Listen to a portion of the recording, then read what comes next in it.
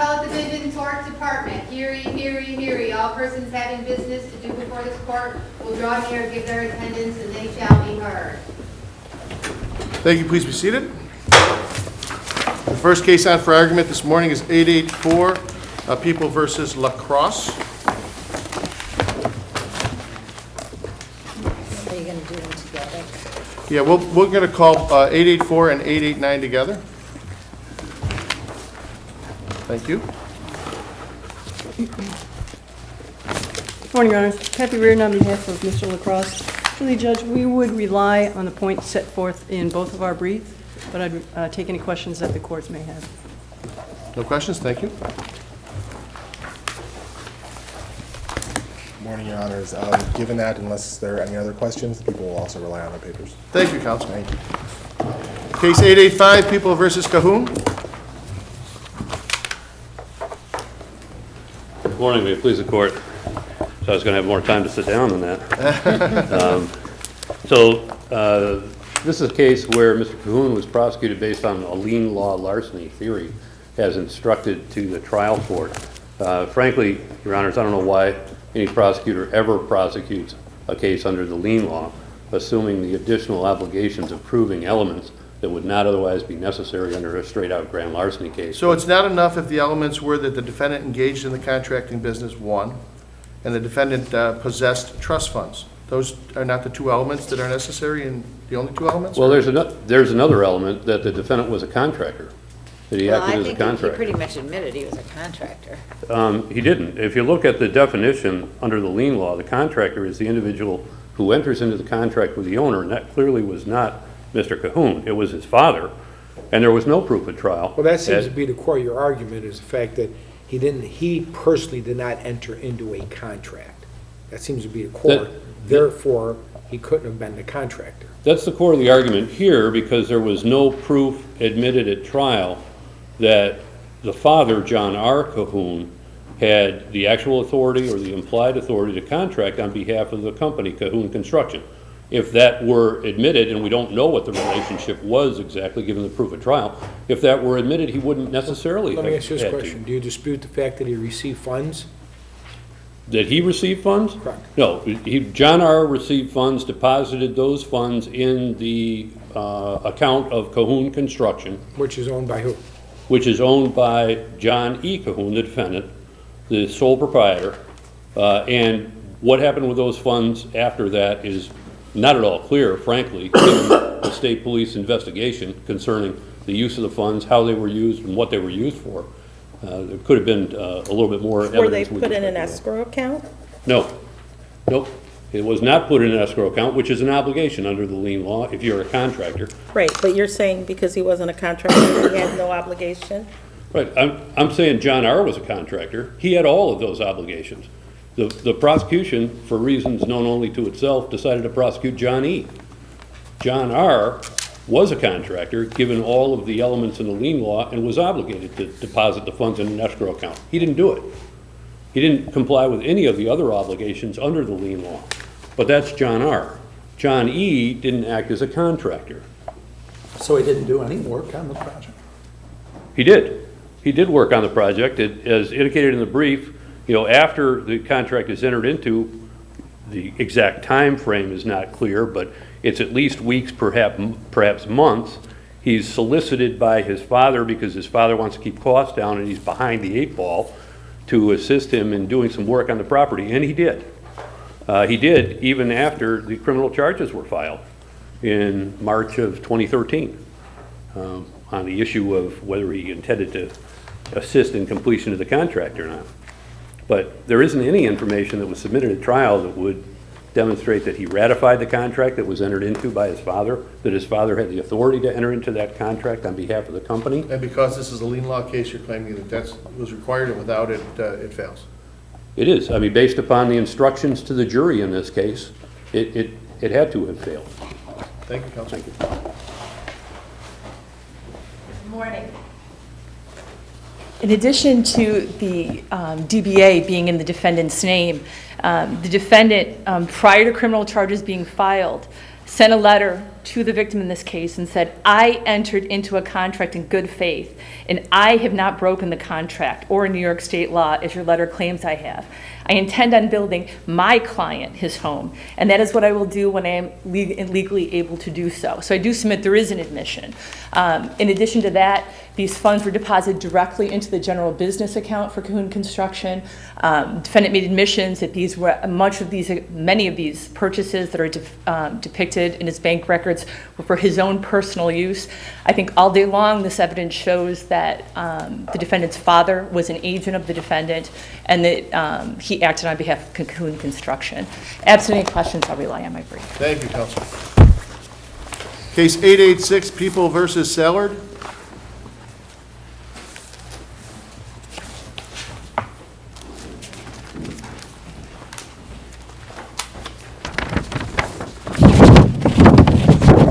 Good morning, Your Honors. David Abitoy for Damon Sallard. I have 5 points in my brief, but I'd like to focus my comments this morning subject to any questions you might have on the appellate waiver, the street encounter, and the plea withdrawal request.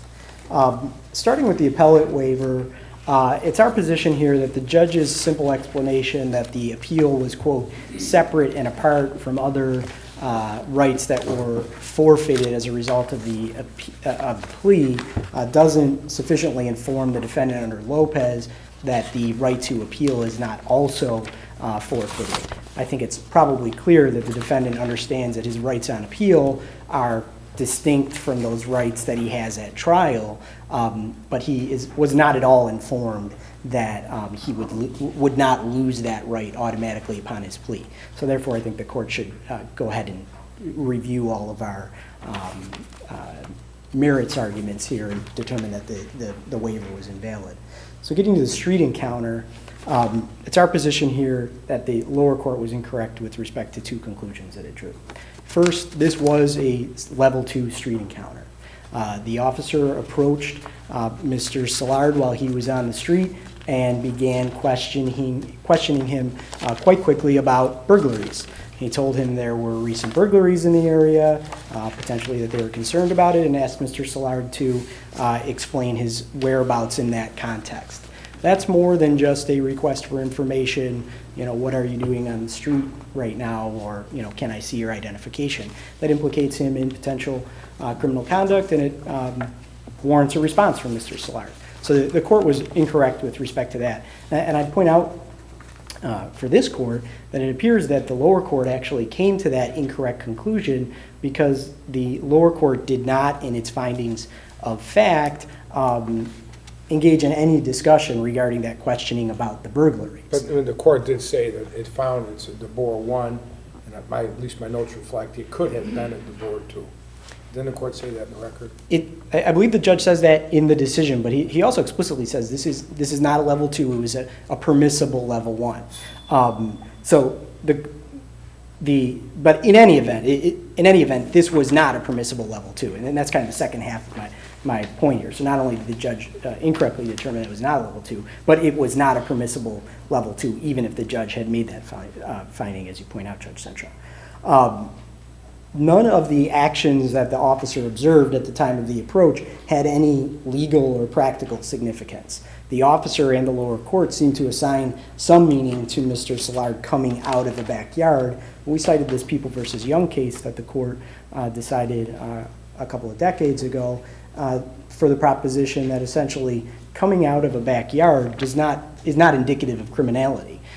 In order to conclude that he's committing a crime at that point, you have to assume that he's trespassing or he doesn't have authorization to be on that property. And there's absolutely no indication of that fact at the time. But he didn't even know where he was at the time, the defendant. He couldn't tell him where he was coming from. Some girl, don't know where. He didn't even know what street he was on at that time. But the police didn't have that information at the time of the approach. So at the time of the approach... So your argument is they had no right to approach him in the first place? I think it's a rational argument that this was not an authorized level 1. I argue that in my brief. I'm not arguing it here today, mostly orally, mostly because both parties conceded below that it was a permissible level 1. But in terms of whether or not, going back to Judge Moyer's question a second ago, whether or not it was permissible to start asking him questions that would get to. Yes, he sees him coming out of the backyard, but he also sees an illegally parked car on the street, engine running, somebody else in there. He sees the defendant walking from outside or from a backyard. He starts to talk to him. The other officer goes and finds a gun in the alleyway where the person came out of. That doesn't make a difference. Well, no, for a couple of reasons. One, the illegally parked car is not associated with Mr. Szilard in any way. There's no indication that the officer believes that Mr. Szilard has some connection to the person in the street. And moreover, the level 2 approach is sort of supposed to be predicated on the idea that there's some indication that he's committing a misdemeanor or felony. Not that he might be involved in some traffic violation, which I think on this record it's clear he's not involved in at all. This is just another person sitting in their car illegally parked. For all this officer knows, under Young, he's coming out of his own backyard, so there's no significance to him just coming out. Any information but he if learned. it's a permissible one, and they see him coming from the backyard, and they ask him the upfront question, and he's equivocal, doesn't know where he came from, doesn't know the street, doesn't know where it's going on, raises some interest, they then just do some further investigation, which has nothing to do with him, and they find a gun there. Well, the problem is, I mean, Judge, because at the end, as you well know, at the end, part of his sentencing, in fact, he wanted to withdraw his plea because he thinks that it was a setup, that the person who had the house was another gang member that was setting him up, and it was his his gun, and the gun had been previously used in numerous crimes. the problem, Judge Sentra, I think, is that the police kind of stepped over that, or jumped over that first level 1 inquiry. They didn't just come up to him and say, hey, where are you coming from? That may have been a permissible question to answer. What are you doing on the street right now? I think that's permissible level 1. They didn't do that. They started asking him about burglaries right away. They sort of jumped into that right away. And I think that puts them at level 2. Because now they're talking about crimes and not just, what are you doing tonight? Okay. I think we have your argument, Okay. but as you well recognize when you started out with, one of your biggest hurdles is the waiver. Yes, Because absolutely. if you don't get past the waiver, this all becomes moot. Absolutely. I'd just like to talk about the plea withdrawal, if I could, just for a moment. Because all this is predicated on the idea that this gun is found in this backyard. Mr. Szilard never admits to possession of it. There's no indication that his fingerprints are on it, that his DNA is on it. And just before the plea, it comes out that the guy who actually does own this house is involved with this big guns and drugs thing that the Attorney General's office is prosecuting. Even at the time of his interrogation by the police, and this is in the appendix that I provided, the police, they're talking to him about burglaries, it appears for the most time during his suppressed statement to the police. But right at the end, they start talking to him about guns, and he says, right at the beginning, this is right after his arrest, I don't play with guns. So this is right at the beginning, he's saying, I don't have any involvement in this. And he maintains So at this the throughout. time that he enters into the plea, he pleads guilty to possessing the gun. Right. And you say the court should have allowed him to withdraw his plea Because essentially, I think on this record, the lower court failed to engage in the proper inquiry for somebody who is asserting a claim of actual innocence as the basis for his plea withdrawal. And that becomes the interesting issue, because when it dovetails with the waiver, part of it does fall under the waiver, and then if there's an innocence claim, depending on whether or not there's any indicia of it, it may survive the waiver. I agree with that, Judge, and I think this court has also said that, actual innocence potentially serves as its We'll look at that. own special category. And the court, your claim is the court's failure to do that rises to the level of abuse of discretion. I think I'm saying two things, Judge, actually. One, I'm saying that by failing to engage in the proper inquiry, that the judge actually failed to exercise his discretion at all, or failed to exercise his discretion in the manner prescribed by the Court of Appeals in these types of cases. If you conclude that the judge properly observed the correct analysis, then my secondary argument would be that he abused his discretion because he did not, properly analyze these factors. And I think it's clear on this record that the judge did not engage in the full analysis that was required, because he really only gives two factors for his decision not to allow the withdrawal. One, he says, I engaged in a lengthy colloquy. That's not reflected by the record. He merely read to Mr. Szilard the definition of the offense and asked whether or not he pled guilty to that in two sort of perfunctory one-word answers, I believe. And that is not a lengthy colloquy, and it also doesn't match with the sort of broad evidence of admissions and multiple, long colloquies that we see in I think it's the McLean case that I cited, and other cases by the Court of Appeals, where there's kind of an ability for the court to satisfy itself that this claim of actual innocence is invalid. In fact, to the contrary, here there's plenty of evidence that Mr. Solar didn't have the gun. He's never really linked to it aside from his statement, yes, I think we have your argument, counsel, and your time is up. Thank you so much, Judge. Appreciate it.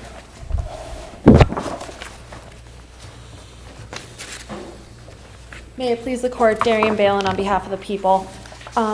In regards to the appeal waiver, this was a valid waiver in this case.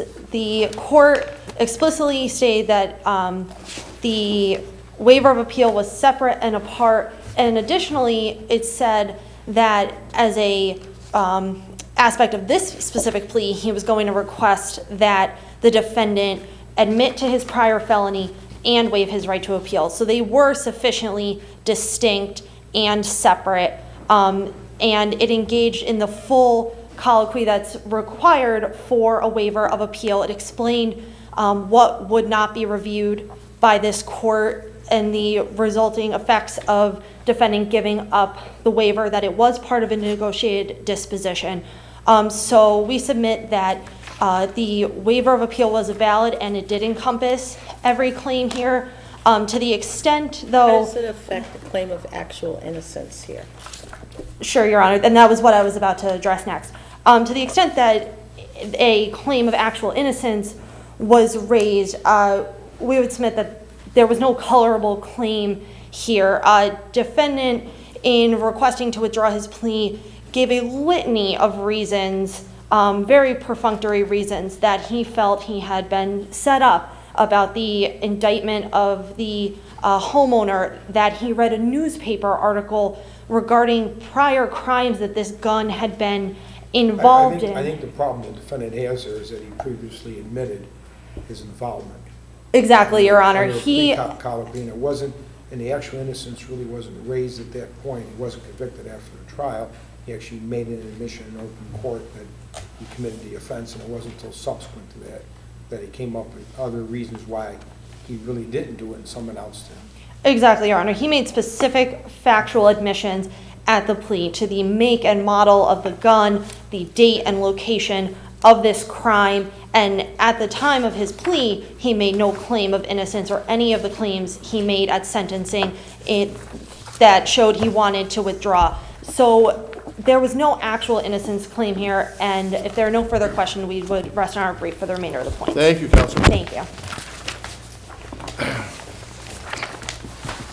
Case 890, People versus Vasquez.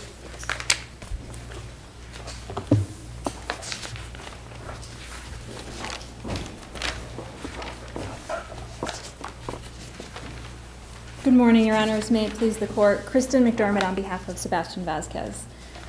There were statements made in this case by both Mr. Vasquez and defense counsel that called into question whether this was a knowing, voluntary, and intelligent plea.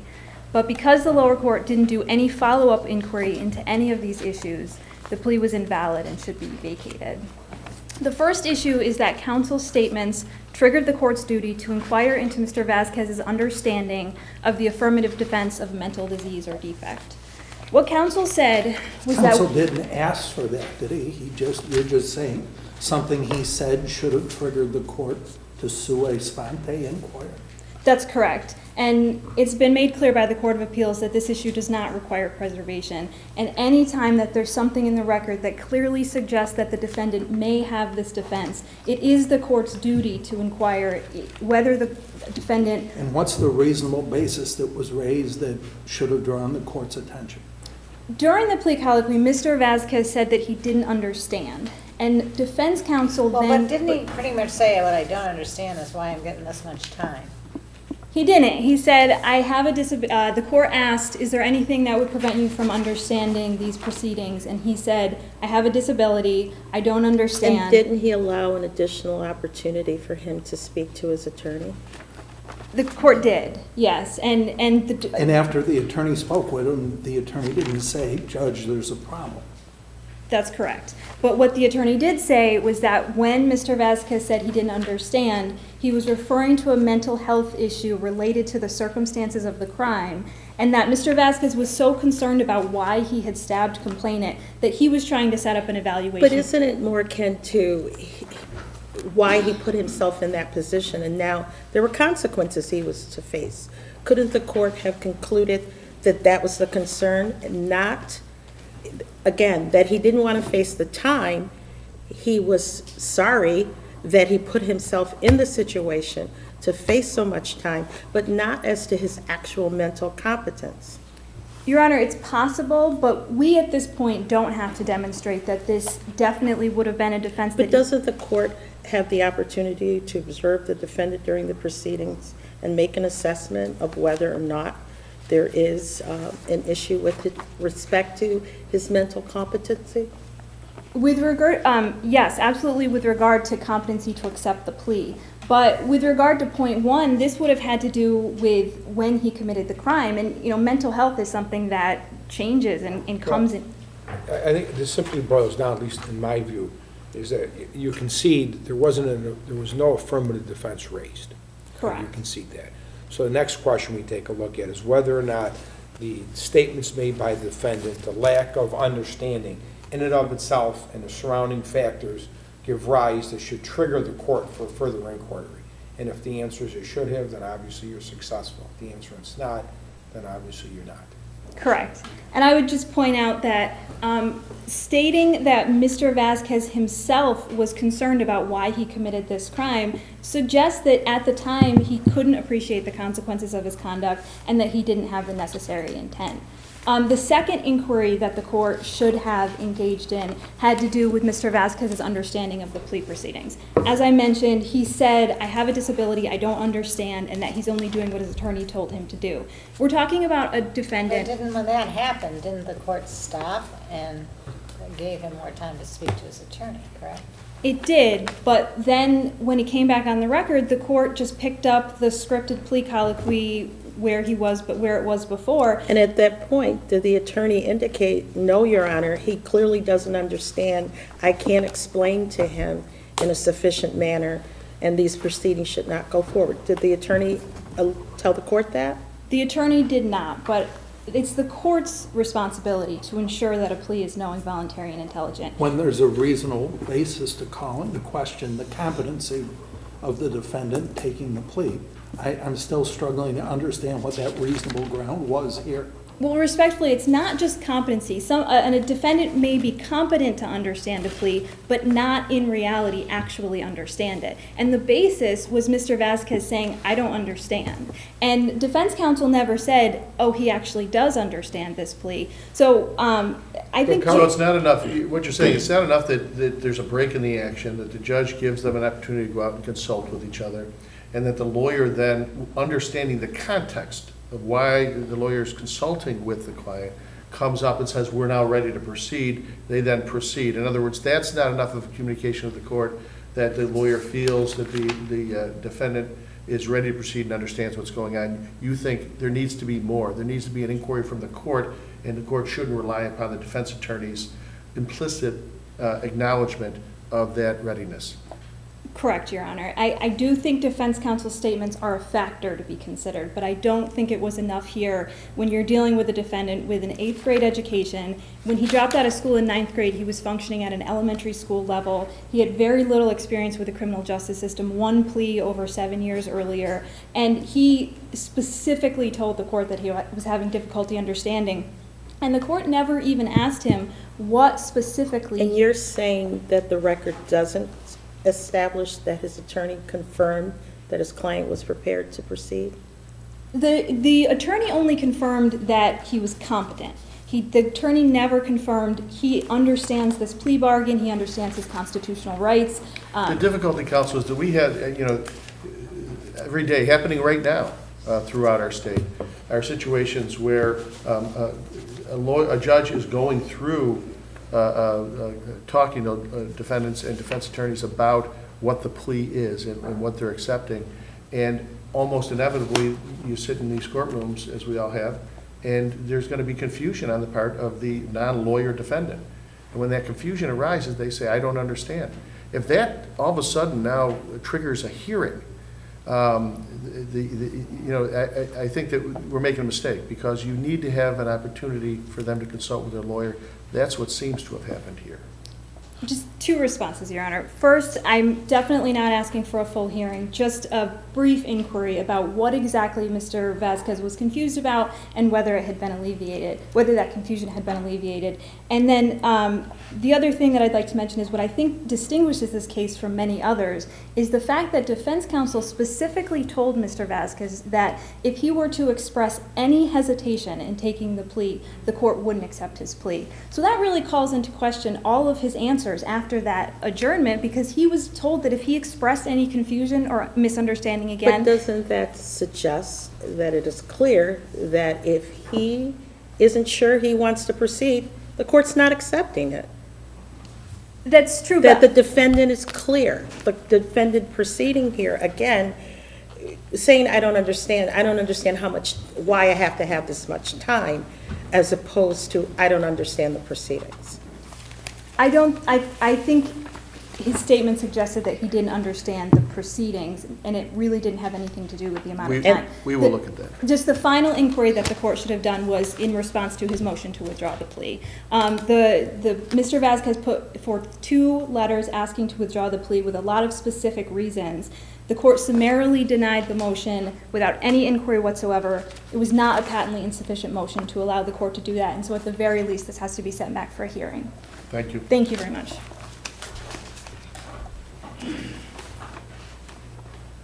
Good morning, Your Honors. May it please the court. With respect to the defendant's claim of not understanding, was it not understanding the proceedings or why he was going to face so much time? Well, I think our reading of the record is closer to the reading that I think was reflected in the court's questions this morning. I think he wasn't understanding the proceedings. Actually, slightly before that, he specifically stated he understood the plea agreement, the terms of the plea agreement. This was not a complicated plea agreement as far as plea agreements go. It was Does this defendant have any history of mental illness that people should have been aware of? I don't think that's reflected in the record. As counsel noted, he sent 2 letters to the court. During any previous proceeding, he didn't make mention of that. That wasn't really a subject of any of the previous proceedings. He didn't sit for his interview with probation for the PSI to flesh any of that out. I would just ask the court to look at, in addition to the things that the panel has pointed out, the fact that the court had several interactions with him over the course of nearly a year, had a chance to interact with him with respect to other questions. He asked for substitution of counsel, he asked for a specific attorney. At a later proceeding, the court granted him that, and he commented, I thought you said I couldn't have a specific attorney. He seemed pretty lucid at the various proceedings leading up to that, and I would submit to you, as we've argued in our brief and as several of the justices have pointed out, I read the record as more suggesting that he was having buyer's remorse or he was dissatisfied with the length of the sentence. If there's any other questions, I will rest on the brief. Thank you, counsel. Thank you. Case 891 in the matter of Kayla V.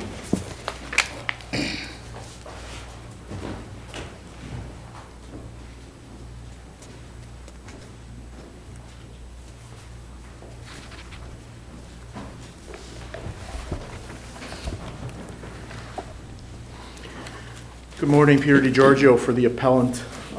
This is an appeal of an Article 10 determination. I want to start out by stating that the petition did not allege sexual abuse. I know, and that's the core of your whole brief is sexual gratification, which is an element that you're dealing with. And they seem to be arguing that they didn't proceed under that theory.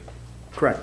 I think their argument was that this respondent had a history of some sort of inappropriate contact with a half-sister, and that him, by lying in bed clothed with the daughter clothed and having his groin area rub up against her behind, which may be defined as cuddling. I think it was alleged as cuddling in the petition. Extreme cuddling. Extreme cuddling could be, yes. There's a lot of smoke here. The counselor testified that she believed that the daughter was sexually abused. There's no objection to it. And there was also testimony that there was dolls used by investigators, and there were some inappropriate actions, but it was really non-specific.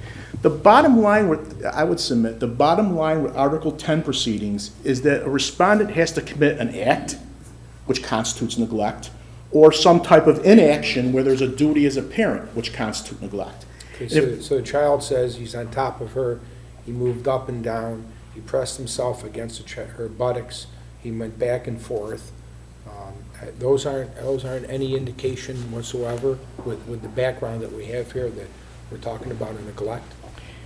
You mentioned the background we have here. The trial court made an explicit finding. They didn't utilize It didn't utilize the background. So let's break it down to his act. He's in bed, he's rubbing up against her, cuddling, fully clothed. Okay, I promised Mr. Oboe I wouldn't use the phrase, but this is a very slippery slope here, because I could tell you if a father has his daughter on his lap and he's bouncing her up and down, and her bottom then is hitting on his lap, isn't that the same type of action? I think sitting in your living room and your child's on your lap as opposed to being in a bed in a secreted room with covers over you, bouncing up and down on your daughter while she's laying prone is a little different description. Especially after he's been told he is not allowed to do that. With respect to, I don't believe there was any testimony that he was underneath the covers. I believe the testimony that the daughter was underneath the covers. He was allowed contact with his daughter. There was no prohibition with him cuddling with his daughter in bed. There was no testimony that he slept all night with her under the covers. The court in its findings found it significant that the child demonstrated that he would get behind her when she was either kneeling or standing and rub his genital area against her butt, and that there could not be anything innocent. That's not innocent hugging. Yeah, I don't recollect those specific findings being made specifically by the court. The findings that I had was that the trial court said that sleeping with a child and lying on top of her with contact through clothes between his genital and her rear end constituted neglect, and the same might be injurious to the child's emotional and physical well-being. Moving on, also, I believe, let's assume that given his history, that this act was likely to be inappropriate. I mean, I think there's got to be some correlation as to what harm occurred from it. The daughter testified. She didn't like it. She wanted the judge basically to tell, she said that she wanted the judge to teach her dad not to lay on people, and that she demonstrated she was uncomfortable, and that the fact that she didn't like it. I mean, we're dealing with a child here. Are we supposed to articulate something more than that? Is that what you want us to have a rule on? And I would rebut that with, I believe there was testimony that she liked cuddling with her dad, that she loved him laying with her, and this is coming from the And this is a credibility issue determined by the court, and with the court, and the court made a credibility and fact-finding determination. And I would conclude by saying that the caseworkers testified that they talked about appropriate, inappropriate touching with her, and she made no disclosures that there was anything inappropriate. We've got your argument. Thank you, counsel. Good morning, John Herboe, attorney for the agency. Based on your questions, I understand. I think you all get the purpose of the petition, but I just want to point out a statement that the child made to the therapist. First of all, it's important to point out the child's 6 years old, demonstrated a lot of inappropriate sexual knowledge for a 6-year-old. Through her demonstrations of the doll, but I just want to, reiterate this statement the child made to the therapist that on July 11th, 2017, there was a session, and the child made the following statement, that the judge was giving her a break from her daddy laying on top of her. So it's very clear to me that she was not comfortable with what was going on. And also, as an appellate division, you have a right to make your own independent review of the record. The prior order is in evidence, and I would ask you to take a look at that as well. Thank you.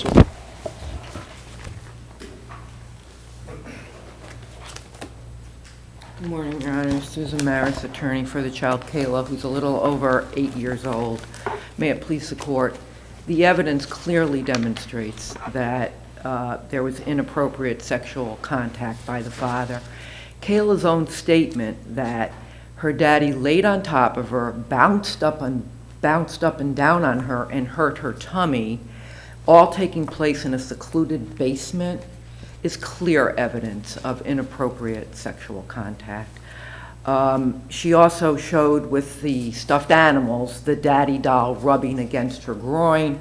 She also demonstrated that her father, with her arm, rubbed up against her butt. There's very specific evidence of inappropriate sexual contact, and the neglect findings should be affirmed. How's she doing now? When I visited her, she seems to be doing okay, and she did want to visit with her father, but it was supervised visitation. Thank you, Counsel. 892 in the matter of Brooke T.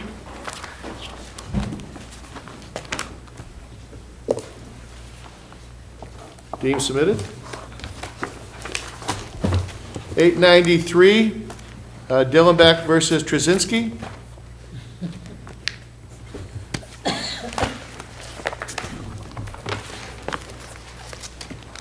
Hello again. One point or 2 points in the brief. I'll focus on the first one. The respondent kind of got fast-tracked here from supervised visitation all the way to custody, and I know that the trial court gets a great deal of discretion, but I believe the trial court has to make some findings of best interests of the children. The court made some comments that it hoped that there had been... The core, as you pointed out in the brief, the core of your argument is that, you know, it's hard to argue when you don't have any determination by the court on the best interest determination. Right, and I would cite, you know, ADVIC is a case I was up here 2 years ago where even though there was some findings that there was interference with visitation, that the court's still obligated, notwithstanding that those obstacles, to make best interest finding. I think the court was kind of looking for some proof to be brought to it. And so I would submit that this needs to be remanded back for a hearing on what's best. I will note that the AFC is also advocating that the matter be remanded back. This mother was raising the children. I don't think that her actions rose to the level of egregious parental alienation. There was only proof that she missed several appointments for the supervised visits. With the best interest analysis at this point. Yeah. So, unless the court has questions, I'll rely on my brief for the rest of point 1 and also for point 2. Thank you, Counsel. Thank you. 894, 895 in the matter of Carmela Z.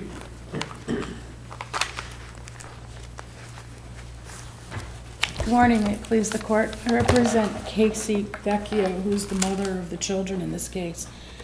If I might, I'd like to start with point 2 of my brief, which is the argument Adjournment? with respect to the adjournment. Thank you, Your Honor. Having a little eye problem today here. Two members of this court, Justices Smith and Justices Troutman, were part of a panel that decided the Sullivan versus Sullivan case last June.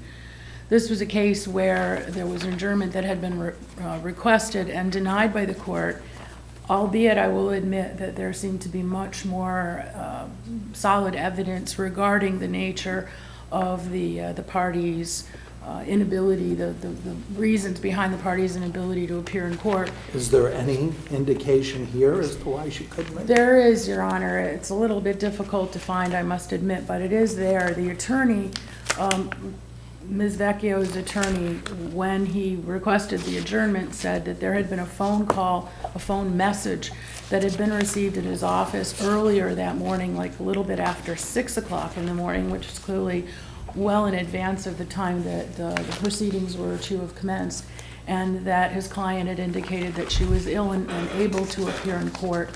There's some indication that he tried to reach her and wasn't able to, but in any event, she's ill. This is the first indication, first evidence on this particular record. Now, it's clear that the court had had some experience with the parties in this case before, but on this record with respect to this petition, she's never failed to appear before. When the court decided Sullivan, one of the things that seemed to, if I'm reading the court's decision correctly, trouble the court was that sometimes there's a need for haste and sometimes there's not. That case was a custody case, and on the basis of the failure to adjourn in that particular case, this court reversed.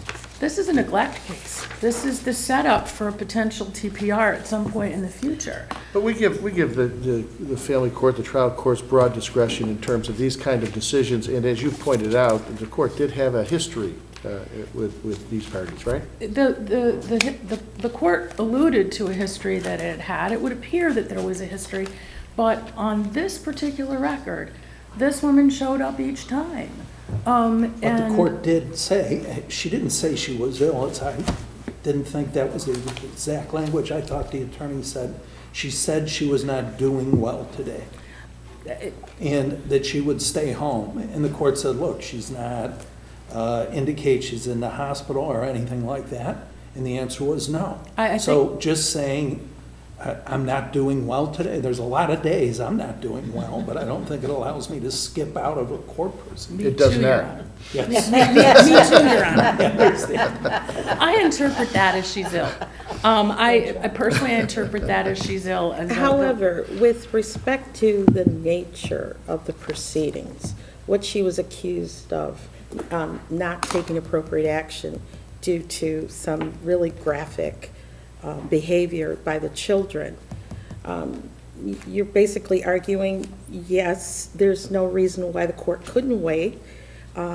Give her benefit of the doubt. What was the hurry? Well, exactly. What was the hurry? Clearly a very important issue here, and clearly she misses the testimony, unlike in Sullivan, where the party does not get the opportunity to testify herself. This is a two-witness case. There are two social workers here. One who speaks to the child and pretty much one who speaks to the mother, and it's that conversation with the mother that is the key to the department's demonstration of the fact that she knew or should have known that this behavior was going on. And do they clearly establish that?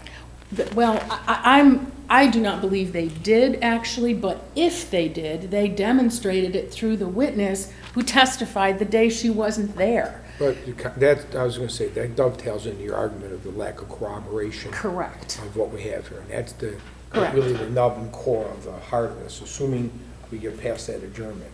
What's on the record that's been corroborated sufficiently to establish the court's determination? Exactly, Your Honor. So I think that this failure to grant this adjournment does dovetail into the evidence aspect of this. The department's case was that this singular incident happened, that she knew about it or should have known about it, and that she didn't do what she should have done. What should she have done? When she finds out about the incident, not from the child apparently, but from another child who wasn't even present for that, she separates. She says, you're not going to be with this little boy anymore, and you're not going to be alone with your, with other children. I would question what more was she supposed to do, particularly in a situation where DSS is all over this household. There's a caseworker that's coming there. The department does seem to rely upon the fact that, well, one of the children had been removed for sexual activity with other children. Obviously, DSS doesn't think that leaving the other children in this home is going to be neglectful or a basis for neglect. I think the difficult problem I have is the argument you're making here. Lower court doesn't even, in their decision or termination, give us a roadmap. I'm sorry? The lower court really doesn't give us a roadmap down below. I would say the decision was lacking. Yes, I would agree there, and I think the evidence was lacking. And I've laid out the various ways in which that I believe the evidence is lacking in this case, and I would rely on when she was informed about the allegations, I thought her response was, I hope they're not true, but she didn't end up taking any steps. I mean, hope is not a step. Hope is not a plan. Hope isn't helping the children. She didn't do anything. She just said, I hope they weren't true. I would say to the contrary, Your Honor. She testified she'd hoped that they weren't true. She said she didn't believe that they were true. But what she did do is she separated the children. She tried to make sure that they were never alone, so that if those allegations were true, that there wasn't a possibility of repeat performance. But did she shall we reach say. out for counseling, explain to somebody that this is, they were telling her what they were aware of, and she just says, gee, I hope it's not true? Well, one child told her what she thought she was aware of. Did she reach out for counseling? No. But does every parent have a responsibility to seek counseling for a child about a concept that they themselves say, I don't believe it, but I'm going to do this? Finally, I would ask the court to also consider the AFC issue. You've got 4 children here of disparate ages, the oldest being the poster child, if you will, for having a disparate interest to the other 3. He clearly is not involved in any of these activities, goes to his room, reads his iPad or whatever, and yet he's represented by the same AFC, and he's also been found a neglected child. I think that clearly demonstrates that the AFC shouldn't have been representing all 4 children in this case. And if there's nothing further? Thank you, Counsel. Thank you. Case 896, Gentile versus Malinik.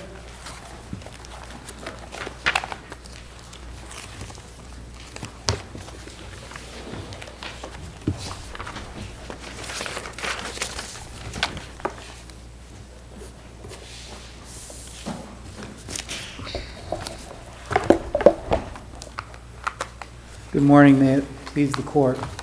My name is Bob Cahalan from Smith Sovic in Syracuse. I'm here on behalf of Matthew Malnick. Parties have submitted lengthy briefs on this matter, so I'd like to begin by focusing on things that I worry are very important, even dispositive, but that could get overshadowed by some of the headline concepts in this case. The first headline is heroin. When you hear that word, it kind of takes over the whole case. But what I'd like you to remember is that the cause of death, the cause of the overdose here, was not just heroin. This was a mixed drug overdose. There's no question about that. Our expert opinions were unrebutted on the motion below. Well, she snorted, and if any, I don't think she injected it. I think it's pretty clear. But she snorted this this heroin on her own. She did. It was a voluntary act, and there's been some effort in the papers to paint it as an involuntary act, or that her actions that night were somehow coerced or coaxed. What were the other medications she took that resulted in her breathing getting weaker and weaker hours later? That wasn't with the drugs or the heroin, that was something different.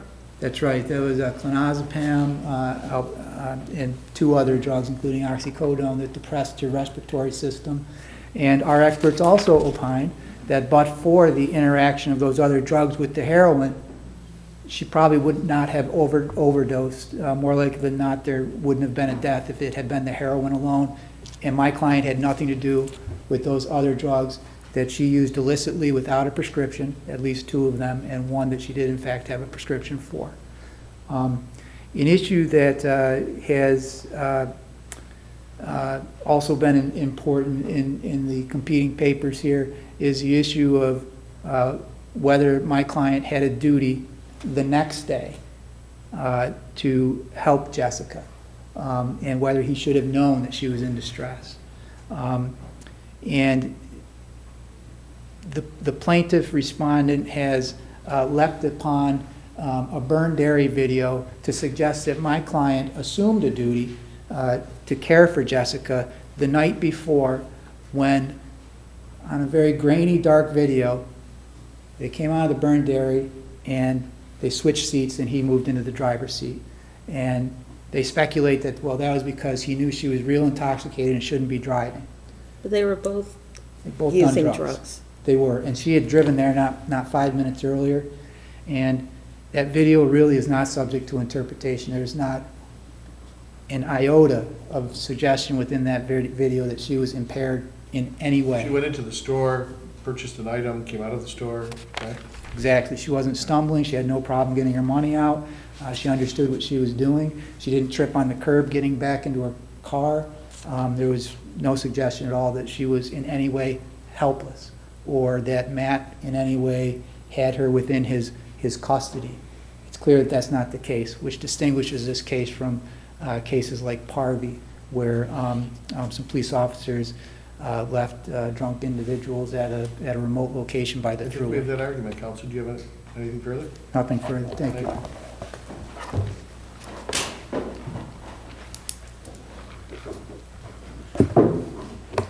Good morning, members of the Honorable Court. My name is Peter Littman from Ithaca, New York, here on behalf of the estate of Jessica Gentile. Your Honors, this is an important case that involves public policy. It's a case that involves an issue that's become a national epidemic. The use of opioids and heroin in our country has been causing hundreds of thousands of deaths every year. Addiction to heroin and opioids. We're clear with respect to all of that. The question is here, you're trying to hold the defendant responsible for this death. That's correct, Your Honor. And I'll go into the detail of that right now. And she was using heroin.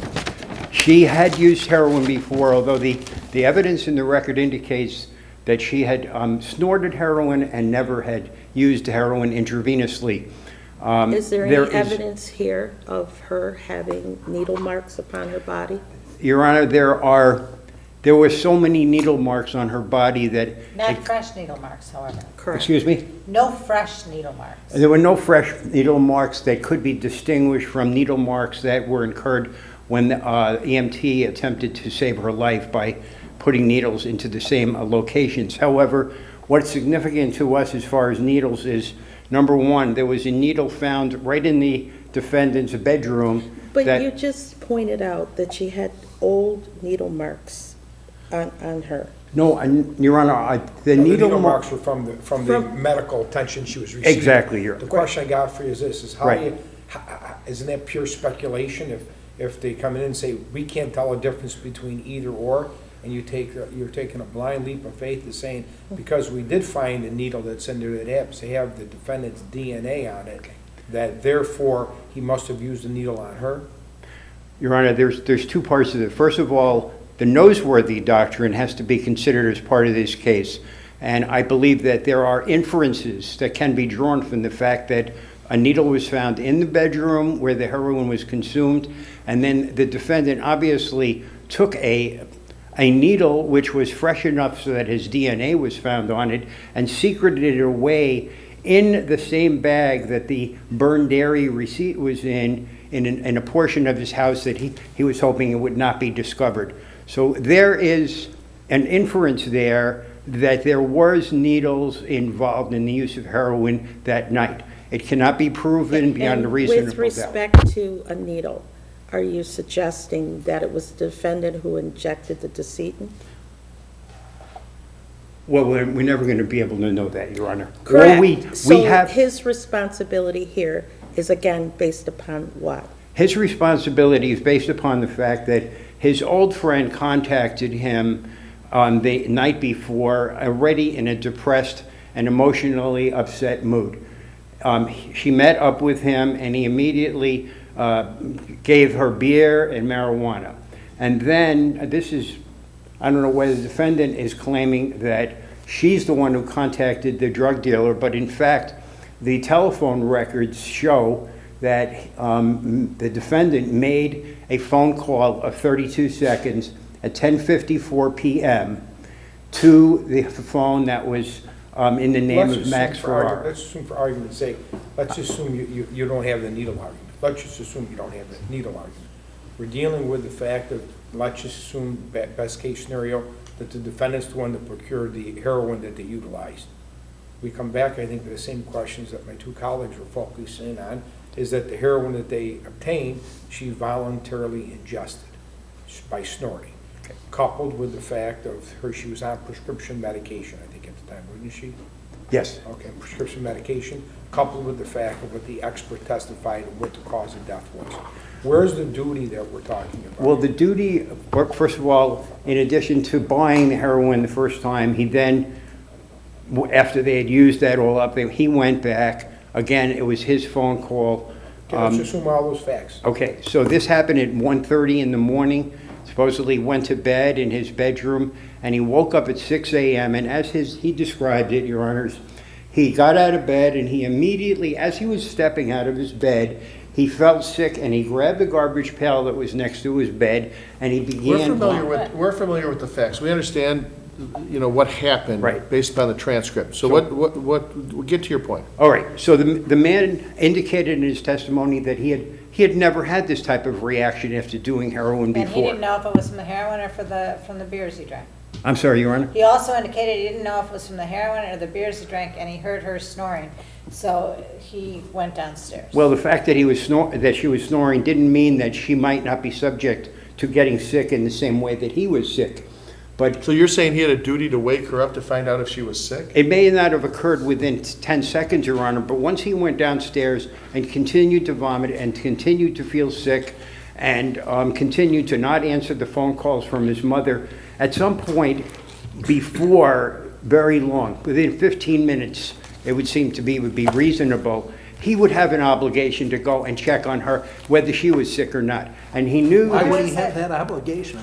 I'm struggling with the concept. If I go to a shooting gallery and I'm sitting next to somebody and I share a needle with them, it's my responsibility to follow them around, to check on their condition, to see if they perhaps use too much drugs, not enough. What other drugs are they using? Show me your medical records. Let me check on what time you normally get up. Where is this duty arising? Well, he was aware of what they had done. He was aware that he was immediately sick. He should have had concern immediately that Jessica could also be sick. Excuse me? That he should have been aware that maybe she was going to throw up, so he should be tending to her because she might throw up. I didn't see her tending to him because he was throwing up. All we suggest is that we feel that he had an obligation to go and check on her and wake her up. Jessica. I think we have that argument, counsel. Anything further? Your Honor, I just say that this defendant plied this woman with heroin. He left her alone in his room when he was sick, and when he knew that they had done all these drugs, he was aware that she had done other drugs as well, and he just sat around the home for 3 hours and plus. And then he went and all he was concerned about was hiding evidence. This is an incredibly sad case. There's no question about it. It's an incredibly sad case and it's an incredibly sad case with incredibly sad facts and circumstances. There's no question about that. We'll take a hard look at the duty and the responsibilities. Thank you very much, Your Honor. Thank Appreciate you. your time. Case 897, Gardner versus Trust.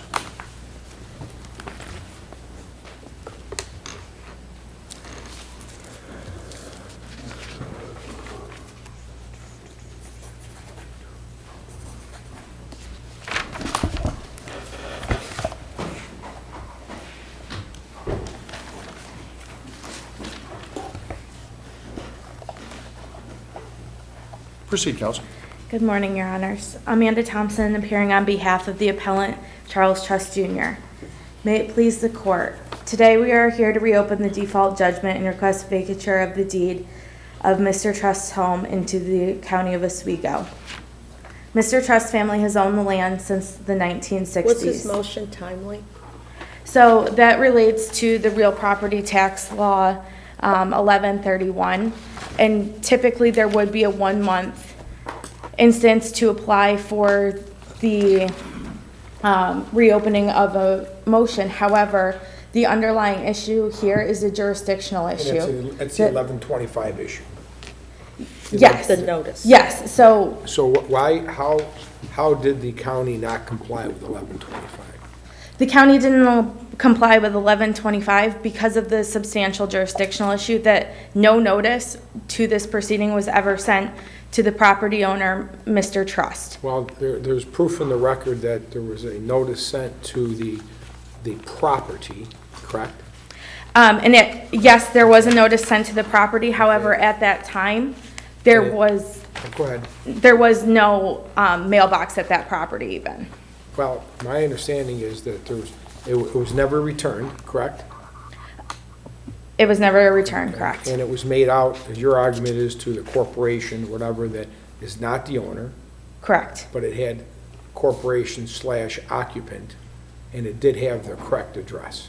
It did have a correct address, yes. So there's, in there lies, in my view, the hurdle you must overcome. And there is proof that he's received mail at this address before. Yes. And was there a letter that came back with a signature on it? So there was a return receipt, yes, Your Honor. However, Mr. Trust did not sign that receipt, But nor did... somebody signed his name to it at that address. Correct, but he did not give anyone permission to sign that Yeah, receipt. I agree with you on that. That does raise an issue because it's saying it's not his signature, but we still fall back on the in-mail, never returned to the proper address. And that's where I think, and once again, I focus on the inlays, the problem under 1125 and the legion of the cases that we have in the Fourth Department as to proper service. And I recognize your due process argument. How can you object to something?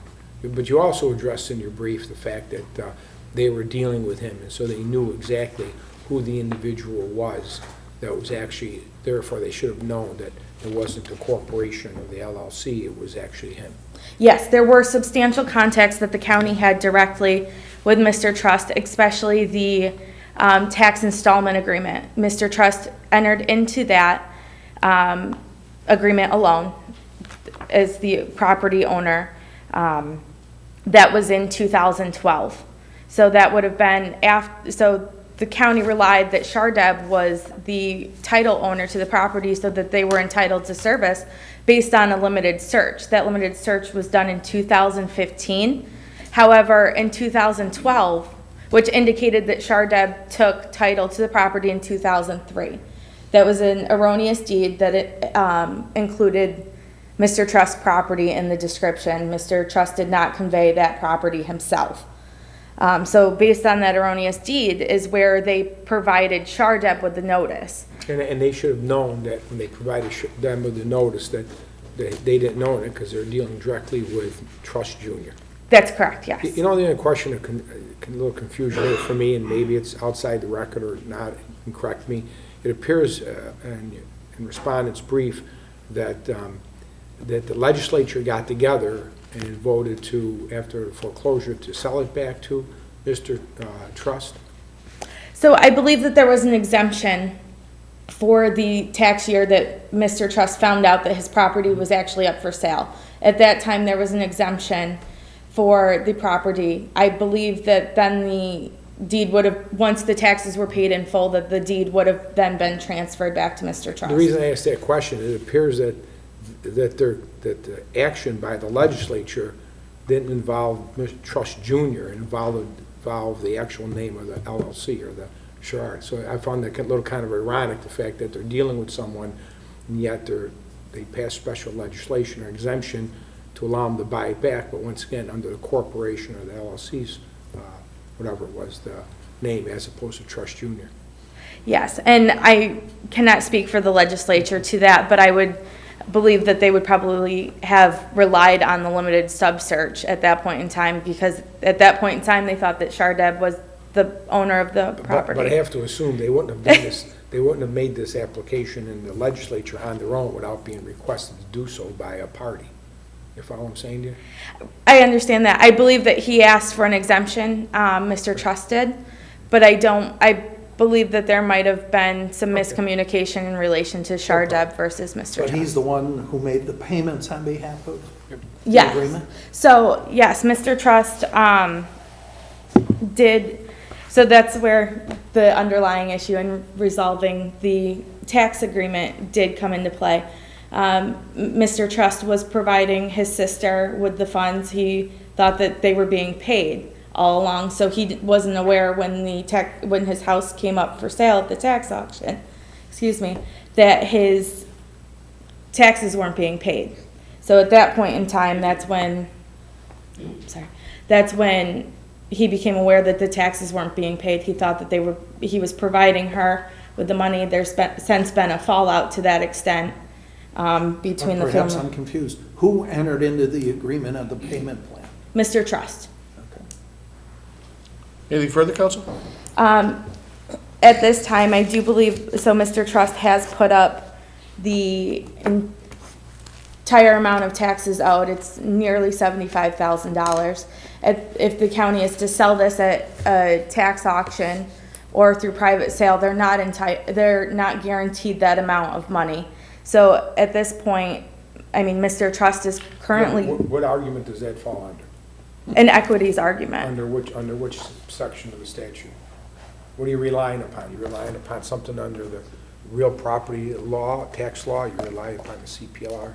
I'm relying on the, it's a 2017 case from this court, the matter of foreclosure of tax liens pursuant to Article 11 by the County of Ontario versus Five Star Bank. And in that... Was that a 50-15 application? I'm trying to remember that case.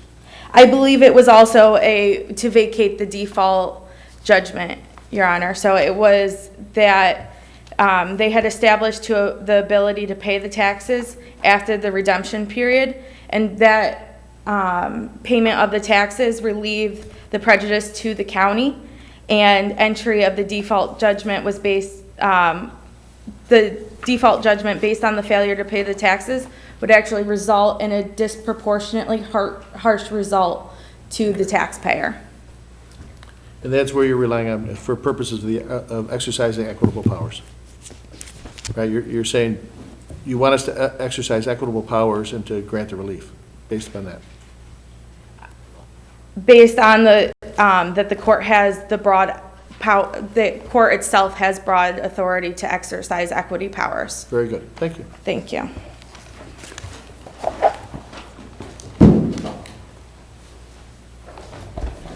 Good morning. May it please the court. Richard Mitchell, County Attorney, County of Oswego. I believe the position of the county has been sufficiently briefed in our papers. I'm happy to answer any questions you have regarding same, and I can also speak to the payment issue that was just spoken to if the court so desires. No questions? Thank you. Okay, thank you. Case 898, Auer versus Dyson.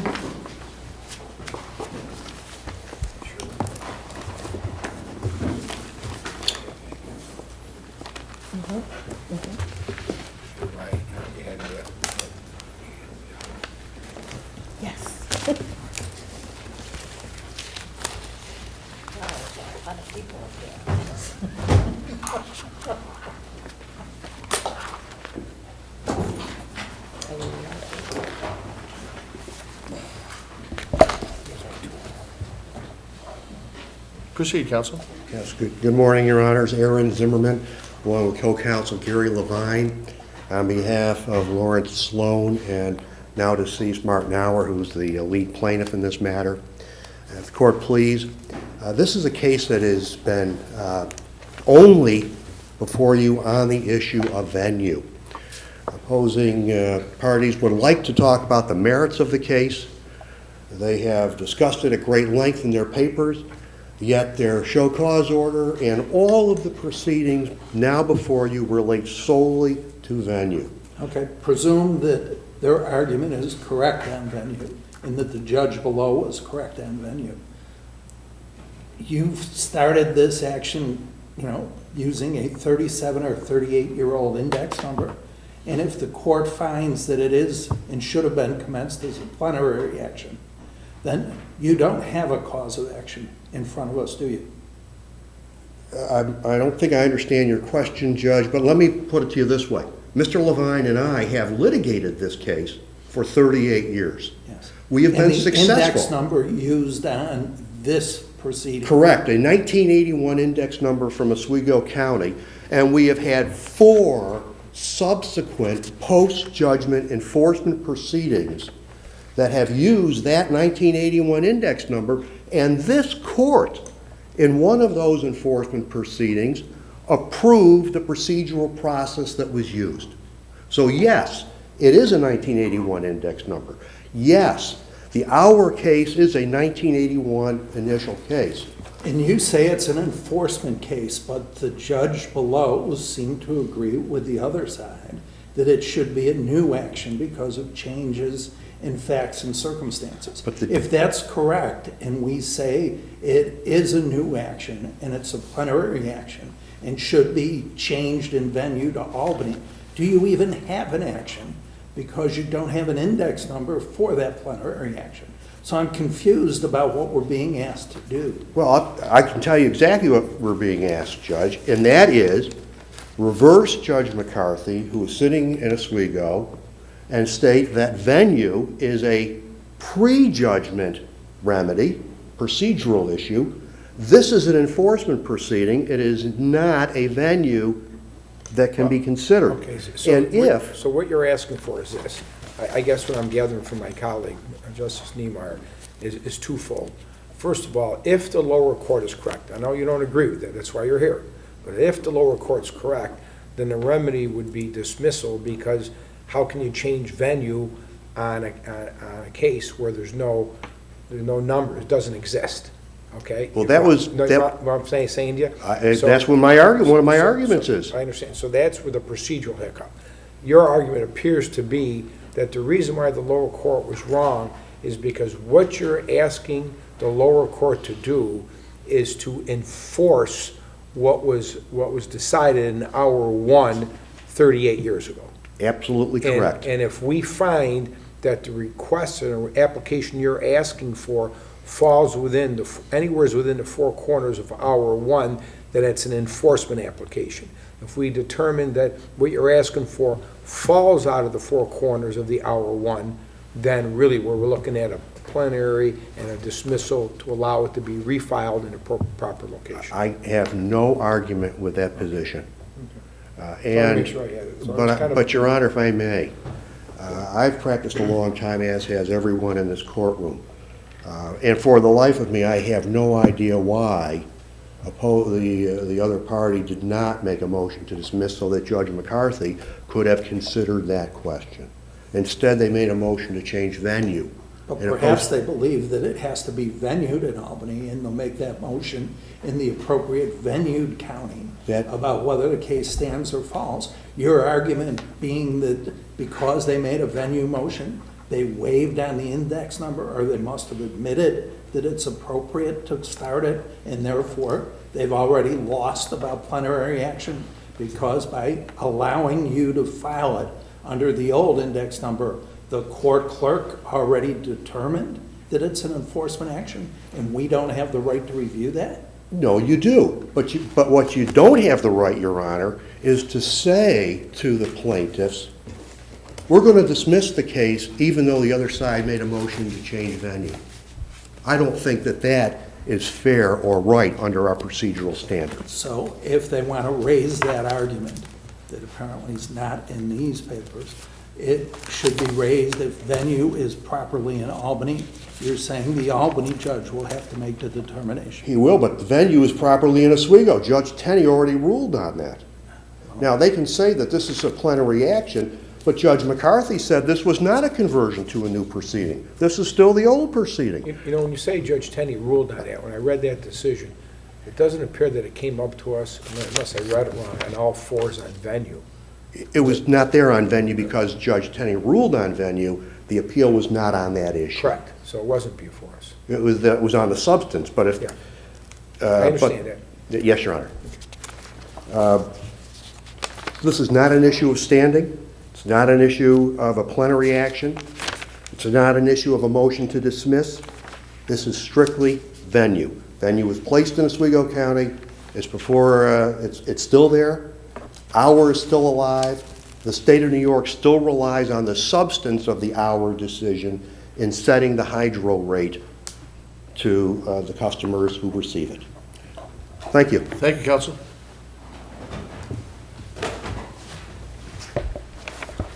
Good morning, Your Honors. May it please the Court, Catherine Skeel for the New York Power Authority. With me today, though not speaking, are Michael McCarthy of the New York Power Authority, or NYAPDiv4, and my colleague, Stephen Humes. Counsel has argued that we should have moved to dismiss, that we should not have moved for a transfer of venue.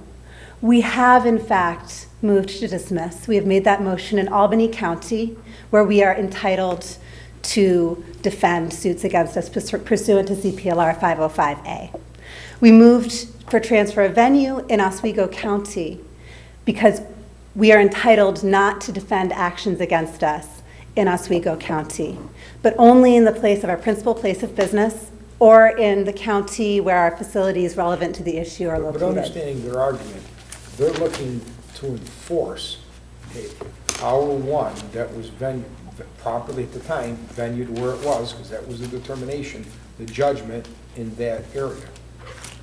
They say they're looking to enforce prior judgments. That's a distinction between, if it's not an enforcement, we're dealing with a plenary. If it's an enforcement, let's stick with their argument. Their argument is strictly, this is an enforcement of a judgment that flowed from the 5th Judicial District 38 years ago, and therefore, there's where venue should lie with the enforcement. They're not saying that there's jurisdiction, but it's the enforcement of it. That's their argument here today before you, but their enforcement motion raises claims based not only on the hour orders, but also on the subsequent 1986 hour settlement that settled the hour 1 matter and 2 other matters, that in their moving papers, they've affirmatively admitted includes broader obligations than those included in the hour orders.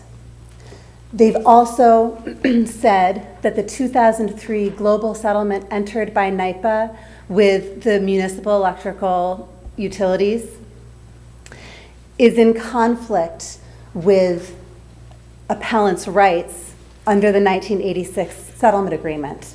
They're also bringing claims that NYAPDiv4's rate-making activities are violative of the Public Authorities Law 1005 sub 5, which changed dramatically in its entire purpose and in its language in 2011.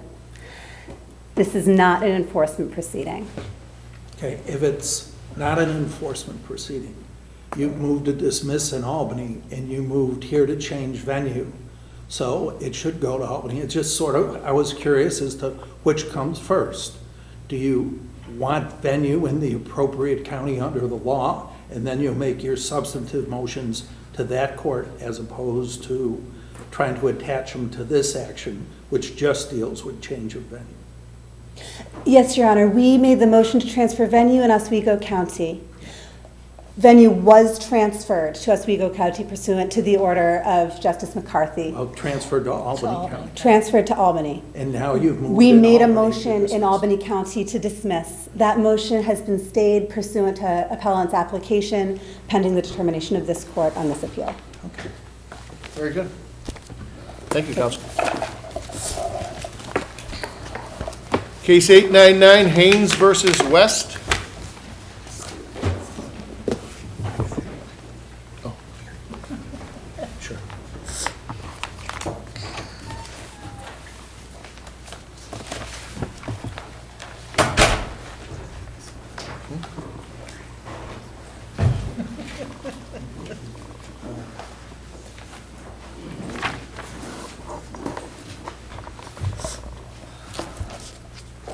Good morning, Your Honors. Christopher Malazzo of the firm Carmel Malazzo Di Chiara for the appellant Holly West. May it please the court. The underlying action here was an action for fraudulent conveyance under debtor-creditor law 276. And it was to seek to void default judgment entered in favor of Mr. Hurlbert, who was also an appellant, against Ms. West.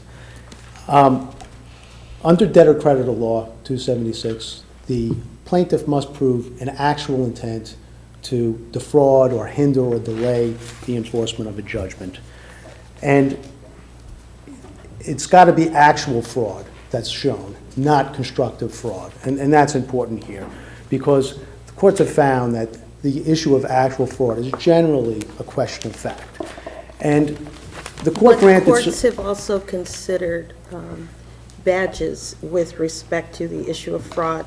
It is rare that one announces, I've fraudulently done this. Correct, Your Honor. And this case it's complicated because there was an original case, there was a decision before judgment entered, and the like. And it's gone on for years. Yes, Your Honor. So that's correct. And the badges of fraud allows the inference of a fraud. And depending upon how many badges are present, the courts will determine whether or not there's sufficient proof. there's no dispute the parties' close, intimate relationship. That is the one badge of fraud we believe that's actually there, and there's no argument here. There's a close relationship. And going back to The documents that are the basis of the amount of the judgment gained by default, those didn't pre-exist, did they? They were, there's no pre-existing document before the court's decision saying, here's a bill for work I did, here's incentives. It all came up between when the decision was made and when the judgment was entered. That's not entirely correct, Your Honor. The invoices for the work done were drafted later, but the Drafted after the decision. yes, but the yearly accountings, so to speak, where they would discuss what was done and what was owed, that was done year to year to year. And she was the only she was the only person he didn't invoice. I don't know if that's true or not, Your Honor. I don't know Well, if any during the deposition, there's discussion with respect to why it was that, or whether or not, there was an invoice for work that he did for her. And Mr. Hurlburt admittedly said he did not invoice her at the time. But normally, intended- his normal practice as a business person was to in fact do the invoices. That- And I apologize, Justice Nemoyer was asking you questions and. That's okay. You So I want covered the it in answer. many ways. No, I want the answer to that one as well. You indicated that there weren't formal invoices, but there was some documentation of this. There's previously. documentation of the amounts that were loaned by Mr. Hurlburt to Ms. West, and that What type included. of documentation is that? There were basically yearly accountings, where each party would sign off on these. And they are in the record, if you give me a moment here, I'll tell you where.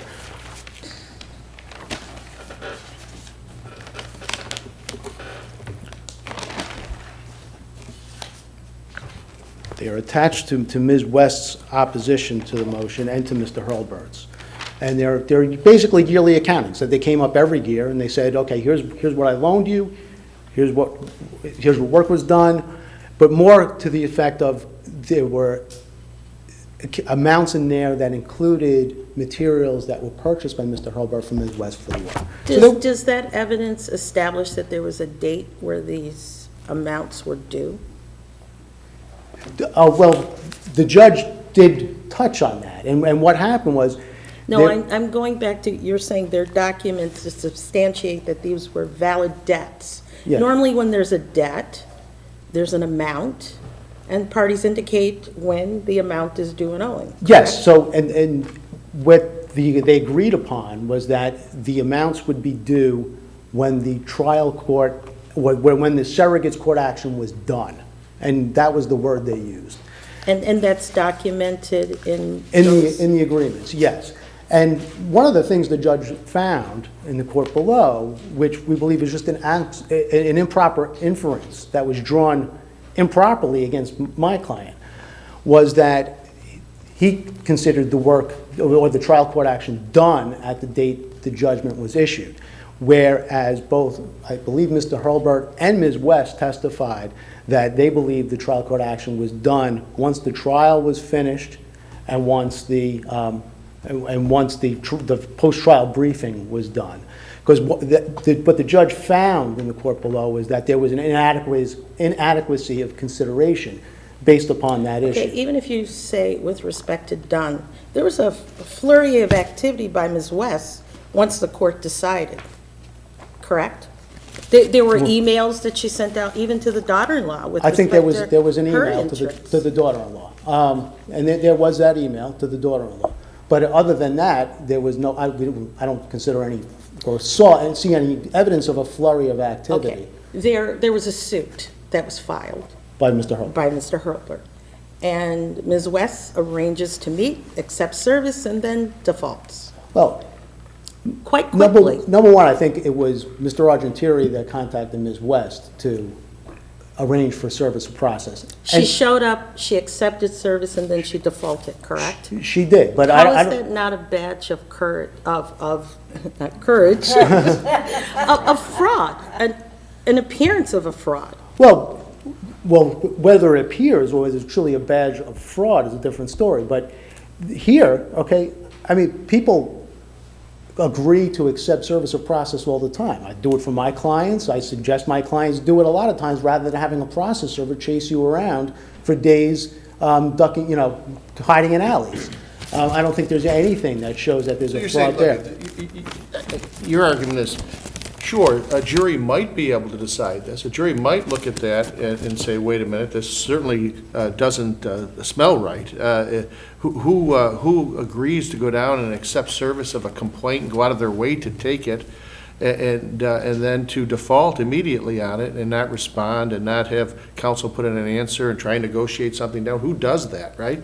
But you're saying that that's really for a jury to determine and not to be a judge to determine on the facts present. That's precisely my point, Your Honor. And with respect to the claim that the amount kept changing, what do you say with respect to that? Well, that's number one. That's I think Mr. Hurlburt's counsel should address that. But Okay.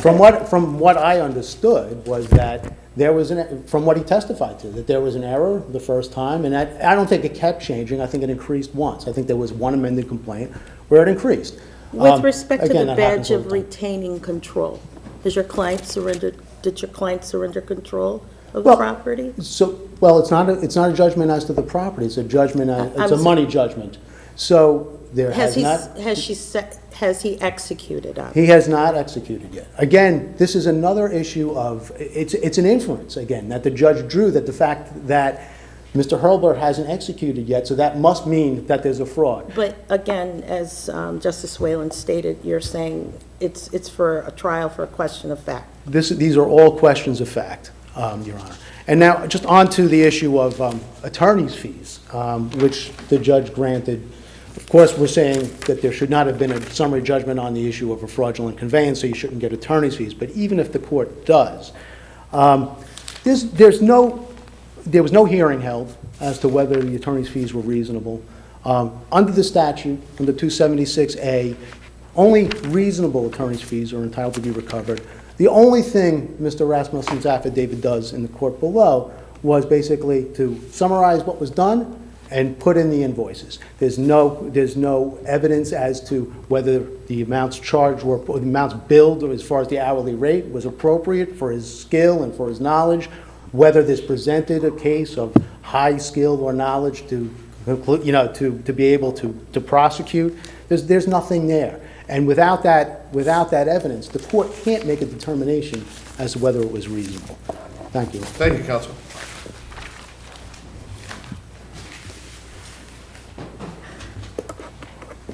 Please, the court. I'm David Schultz from Hornell. I represent Mr. Holbert. I always thought when there were questions of fact, that would deny a motion for summary judgment. Evidently not in this case.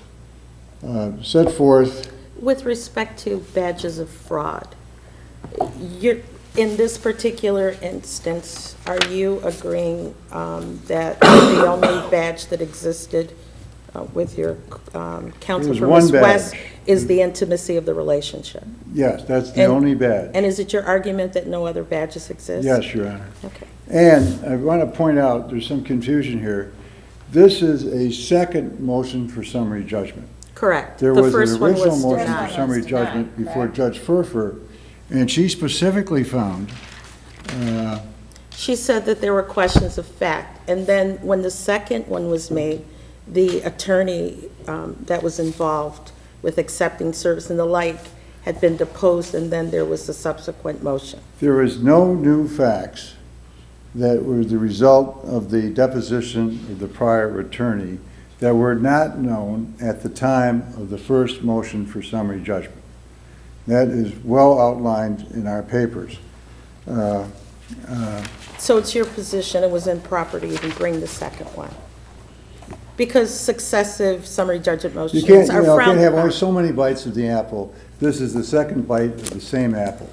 And that there were absolutely no new facts.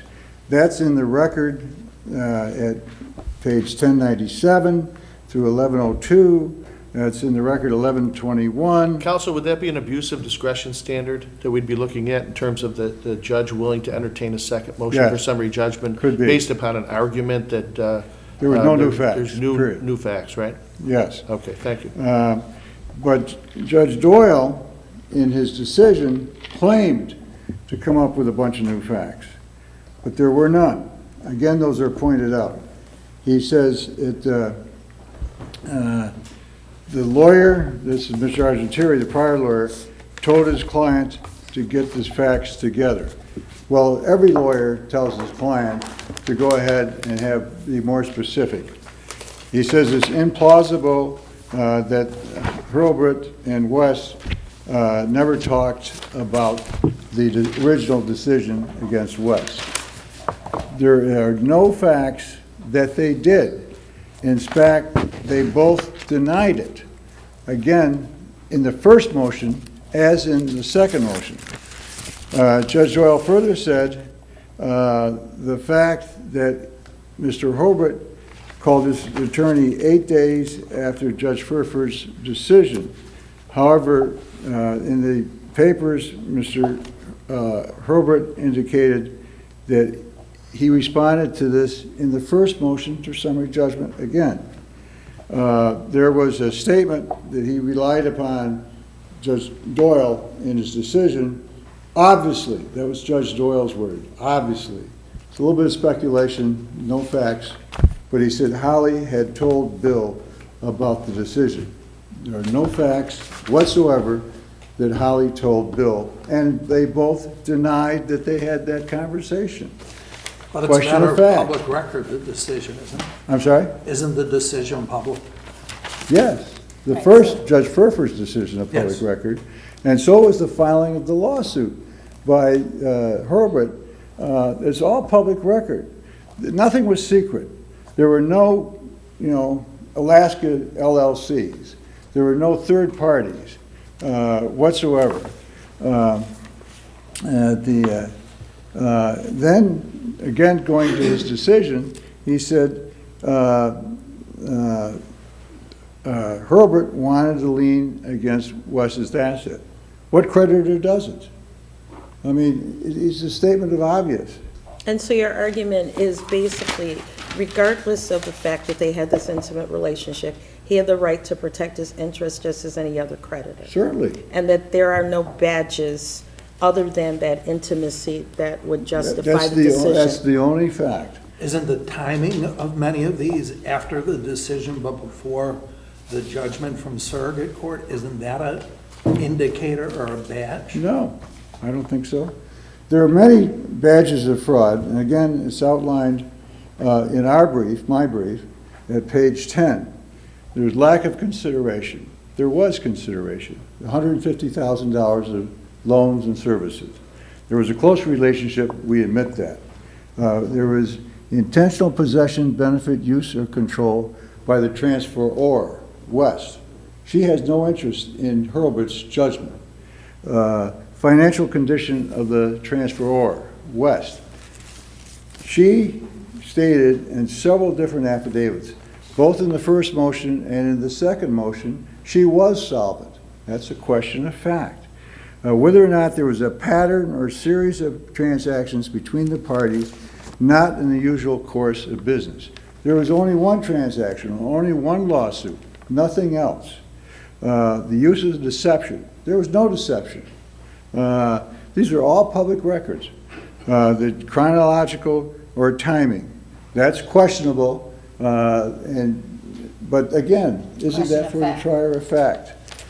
In the course of the conduct after the debt was incurred, there was no other conduct. So again, you're saying there are questions of fact all over the place. Even if you want to say badges, they all involve questions of fact. I think we have that argument, counsel. Thank you.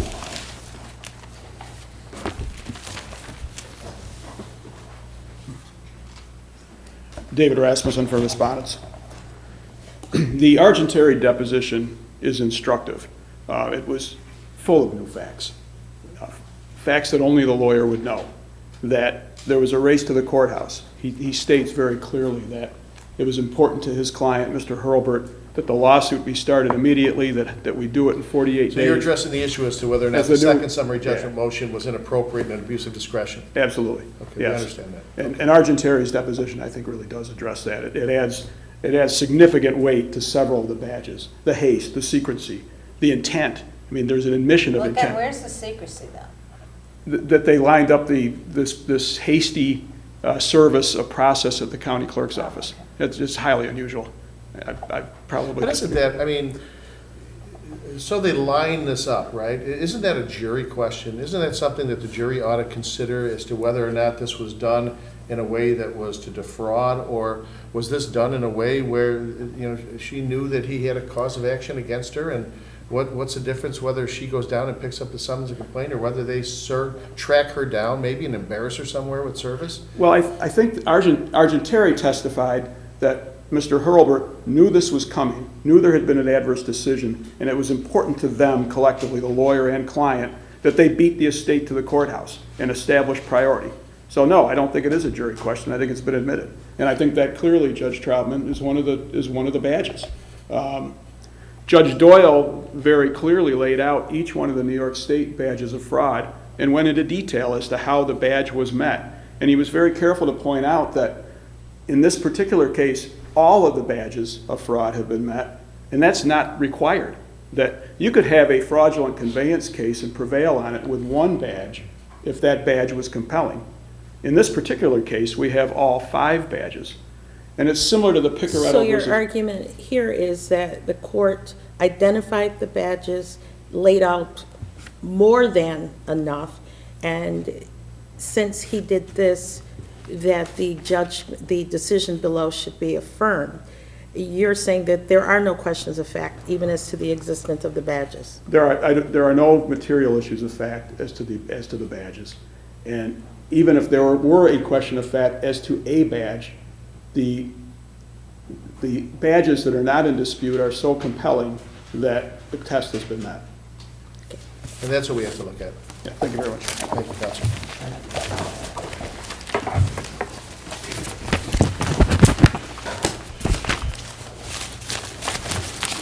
Case 901, Payne versus Roe Memorial Hospital.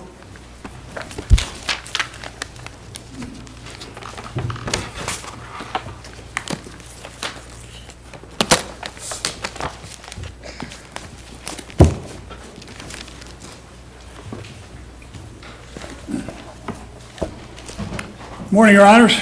Morning, Counsel. Good to see you this morning.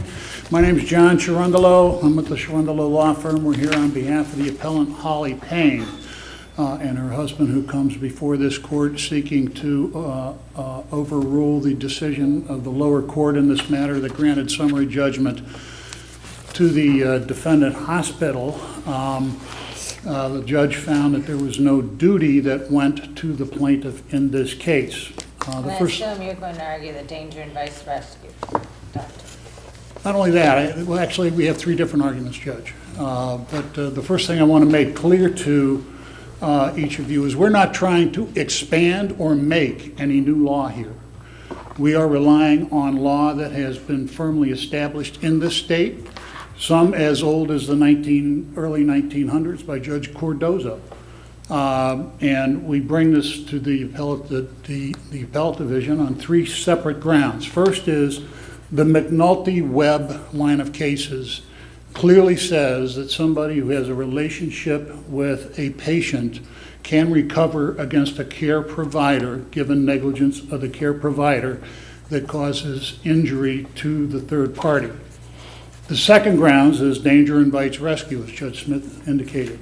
We believe that danger invites rescue in this case is a clear indication in this case that there was danger.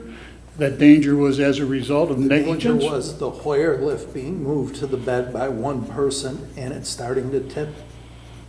The Hoyer bed being used by one person, the Hoyer bed being moved to the bed, and The Hoyer lift. And then the Hoyer lift. It's not and then the bad. Hoyer lift tipping over was as a result of negligence, breach of the standard of care. At least that's what our And you're contentions saying are. that's what required or not required, at least reasonable for your client to have responded to. And your allegation is that's what caused her injury. Exactly, Judge.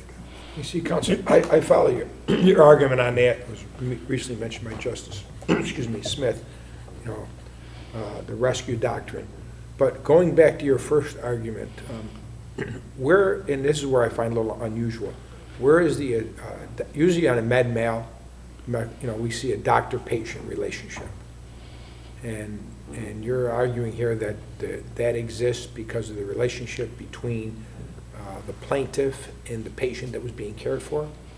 Well, yeah, what I'm saying here is that a read of the McNulty case, and it's McNulty and Webb, and it's very well said in both cases, is that a third party can recover against a care provider. In this case, it would be the hospital, because the hospital was providing care under the circumstances Under a medical here. malpractice theory? Either medical malpractice or negligence, or both, or either. Because I recognize on the other theory, we're dealing with ordinary negligence. That I recognize. Right. In this case, under this case, McNulty lays out several guidelines for this. One is the foreseeability that this can happen. The second is the consideration of the social consequences. The third is the logic, whether or not there was logic behind the injury. And what happened here is we have somebody who works for DDSO, a state-run organization, who is the patient advocate for an individual who can't talk, who can't walk, who can't move, who can't breathe because he's on a ventilator, and who brings him to the hospital as his patient advocate and says to the nurse, RN, and to the patient, and to the nurse's aide, no, we just can't lift him up and put him on the cot. We have to use a Hoyer lift. Those are the instructions that are contained. Well, not only that, she follows up, I think, if I read the record correctly, that once they get the Hoyer lift, that it's a two-person job, and they don't follow that instruction, and there's numerous efforts by her to make sure that the hospital's doing it correctly, and they insist on not doing it the way she thinks is the correct way. Not only what she thinks, but that's what the plan of protective oversight says, which she says she showed them, and she said that you need two people to move. I mean, here's a guy who can't move, who has no sense of movement at all, and who has a respirator, and who needs two people to move him. And our expert says that, and that's a departure from accepted practice, not to use two people to move the Hoyer lift. So what happens when the nurse's aide comes in, tries to use the Hoyer lift by herself? Our patient or our client is told to, don't worry, we got this. She's sitting in a chair on the other side of the cot. The one person now comes in, the nurse's aide. She lifts the man out of the wheelchair. The Hoyer moves it towards the cot. It starts to tip because we're familiar, and then he begins to fall from the transfer to the bed towards the floor, which results. Your argument is that Our Lady saving him. Your client is now coming propelled out of her seat to protect her. She's an RN. She's a patient advocate. She has a relationship with this individual, which McNulty says you should have. She goes to the aid of this person who's clearly in trouble, clearly in peril, and she tries to save this person and does save the person. Otherwise, the guy'd be on the ground even more injured than he ended up otherwise being. And she was able to pull him up onto the cot. So yes, under the conditions of foreseeability, is it foreseeable that she could do this or would do this? Absolutely. But does it matter in your theory of prosecution in this case whether or not you're dealing with a McNally type of medical mal, or as opposed to a rescue invites danger theory? Does it really I don't think so, Judge. It's the same set of facts with the same scenario that draws upon the same type of situation to respond. So I don't think so. Interestingly, in the law with med mal cases, they haven't likened this to danger invites rescue. They haven't called it that, but it is. I mean, it is, because if it's medical negligence, which we made a question of fact that there was medical negligence here. If it is medical negligence, then there is a question of fact with that, and there is a question of fact whether it was foreseeable, whether it was logical that our client would do this, and whether. What do you? I'm kind of confused. Are you looking to go to the jury on both of those theories of recovery? Either one or both. Okay. Either one or both. Clearly we believe it's negligent. Well, correct, Judge. Clearly we believe it's negligent. I mean, she tells the nurse's aide twice and the RN once, you need two people on the Hoyer lift. Here's the order from the directive, from the patient directive. And they ignore it. Don't worry about it. We got it. Sit down. So she sits down. Now, danger invites rescue is another one. You know, if somebody is placed in a position of peril, as Cardozo said back in, I believe, 1906, in Wagner versus New York Railroad. If someone is placed in a position of peril by negligence of somebody else, by the negligent actions of somebody else, it's not only conceivable, it's likely that somebody in the area will come to the rescue. And in this case, I could read some Cardozo, but I wouldn't do it justice, and I'm sure you are able to do that in any event. In the Wagner case, actually I think it was filled out in the Villock case that we submitted to the court. I mean, clearly here is a situation where, as a result of alleged negligence for which we made a question of fact, this man was in peril. He was going to fall to the ground unless Our Lady got up out of that chair, jumped across as far as she could on the cot, and held him up to get him onto the bed. If that didn't happen, he'd have been on the floor. So, in our position is very clearly that's danger invites rescue in its clearest sense. There's no, the court clearly actually never even got to that point. Just decided off the top of its head during the argument that there's no duty here. And we believe there's a duty under both circumstances, and that duty was breached, and it required a finding of denial of a motion for summary judgment. We also raised ipso loquitur. I don't need to talk with you about that. I think I've already made the point on the other two issues. Thank you, Counsel. Thank you, Your Honors. Good morning, Your Honors. Jeffrey Hurd on behalf of Rome Memorial Hospital. Quite frankly, there is no duty here. This is a situation where a nurse from Rome Memorial Hospital was going to lift a patient using a Hoyer lift. All of their training indicates that they use the Hoyer lift with the assistance of one. Essentially, they're doing it themselves. What happened is the plaintiff in this case decided she didn't like that was the standard of care. She wanted to institute herself into this process. Well, let's just assume for the argument's sake that there's sufficient information in the record that established it should have been two people. Because obviously we may not get there, we're going, there should have been two and there was only one. Right. How do you address counsel's argument on that? Even if there were two people, Your Honor, this is still a medical procedure that has been done by a nurse who believes that she is doing it appropriately, and what you've got is a non-patient individual who's in the room who decides to step in and volunteer. Does it matter that she's a patient advocate and she's there in that role? Absolutely not, Your Honor. As a patient advocate, she was only there to provide verbal cues and stuff since this patient was not able to speak. Well, I don't understand your argument about one or two. If, whether she told them you needed two and they went ahead with one, or whether one was appropriate under the circumstances. What we do know is at some point using one, the patient started to tip and was in danger of falling. The Hoyer lift three-wheel thing got caught under the bed. It didn't turn appropriately. Doesn't seem that there's a factual question about there being a tipping of a person in the air on a lift connected to a respirator, and she prevented that from happening. Well, that's the plaintiff's version of events, Your Honor. That's not supported. It's the factual question then if it's her version. But it goes back to the issue of duty, Your Honor. Are you saying that there is no evidence that it began to tip? Just the plaintiff's own word, Your Honor. Something she came up with afterwards. She never complained at the hospital that day that she was injured. She never complained at the hospital to anybody that the Hoyer lift had been used improperly. You're going to say this didn't start to tip at all? It's only based upon the plaintiff's own self-serving testimony that began to tip. But your argument is it doesn't really matter because if there's no duty, there's no duty. Exactly, Your Honor. And I think it's very clear that there is no duty here. If you ascribe a duty in this situation where somebody feels, I believe that there's a different standard with respect to a medical process, and so I am now entitled to intervene in that process, and if I hurt myself as a result of intervening in that process, I have a cause of action against the medical facility. Then anytime you have a visitor, for instance, to an emergency department, and they're there with a So with respect to danger invites rescue, you're saying there was no danger that she was invited to rescue the patient? Certainly there was no evidence of danger aside from the plaintiff's own self-serving comments. There was no incident report ever filled out by her. For motion for summary judgment, why wasn't that be her statement? The facts are observation. There's no video camera. There's no third party.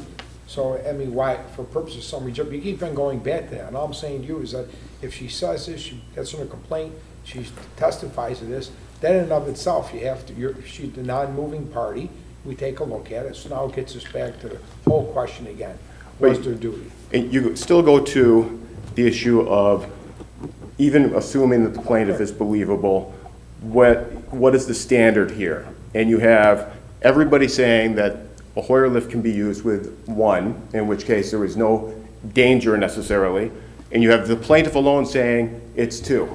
And that's really it. As it may, isn't it a question of fact that you're sitting there and you see this happening and you reach over, whether she agreed with the one or the two? I don't really see that as germane to this. There's a question of fact as to whether she should have jumped in and helped. Well, even assuming her version of it, that there should have been two, what she is essentially... Okay, let's take that out of it. Okay.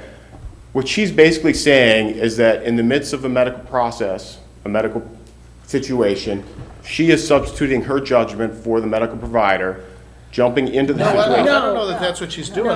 I think Judge Smith said, let's take out those circumstances as to the medical judgment on 2 versus 1.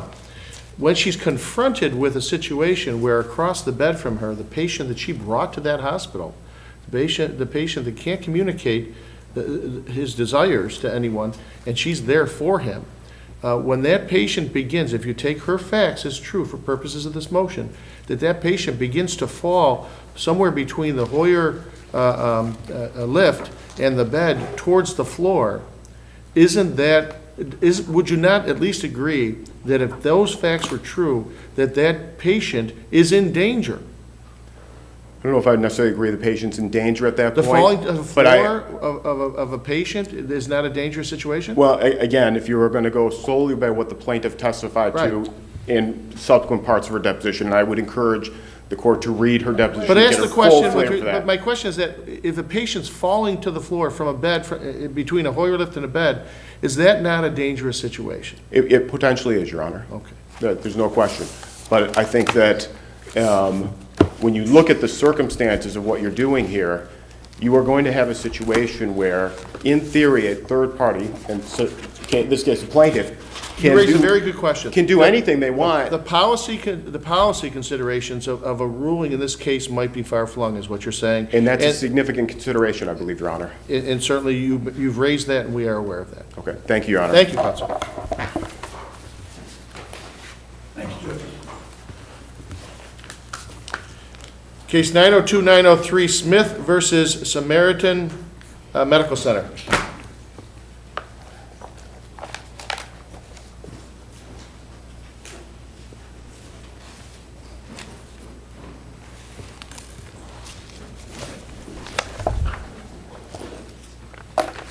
Good morning, Your Honors. May it please the Court, Anna Robbins on behalf of the plaintiff appellant Carly Smith.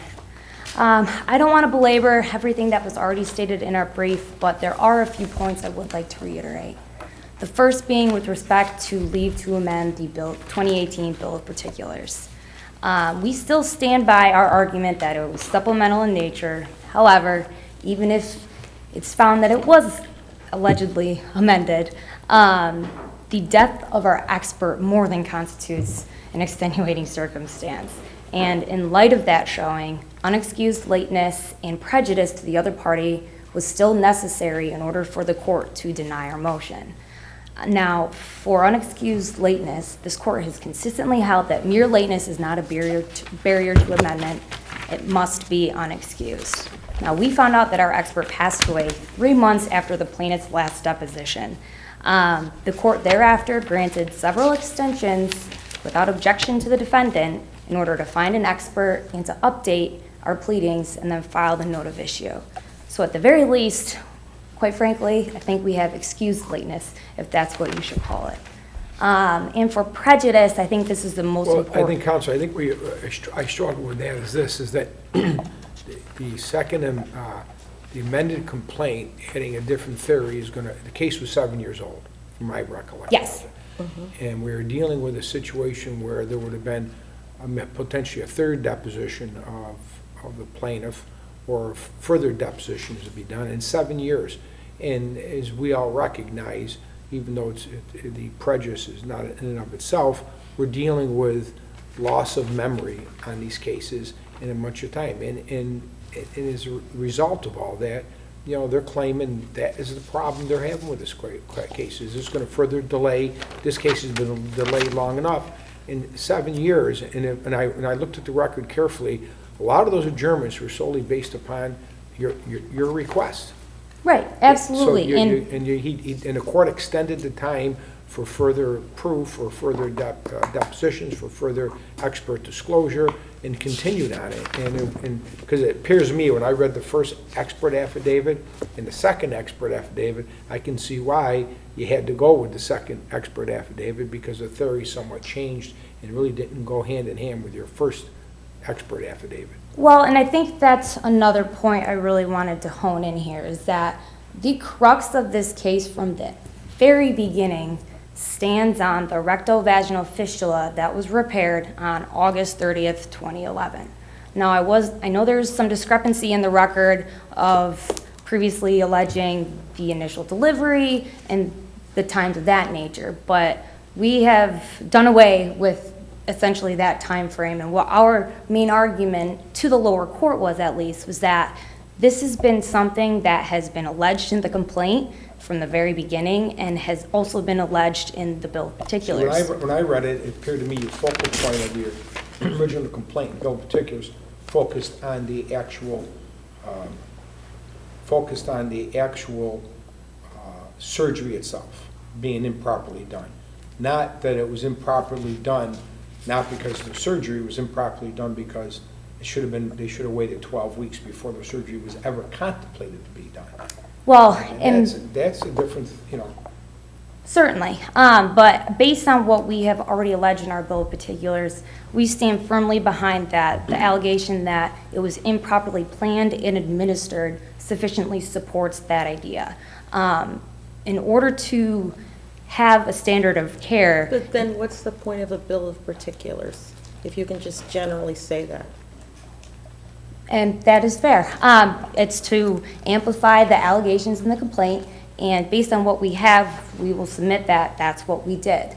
But as does the CPLR provide for an opportunity for the defendant to request an amplification of the bill of particulars if they think that they're insufficient? Believe so, yes. But defense counsel requested a supplemental bill of particulars, and that's really where our argument stands from, as being supplemental in nature.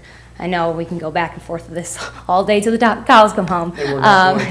Yes, but nevertheless, even without the amendment, we still firmly stand by the fact that we think. Interesting.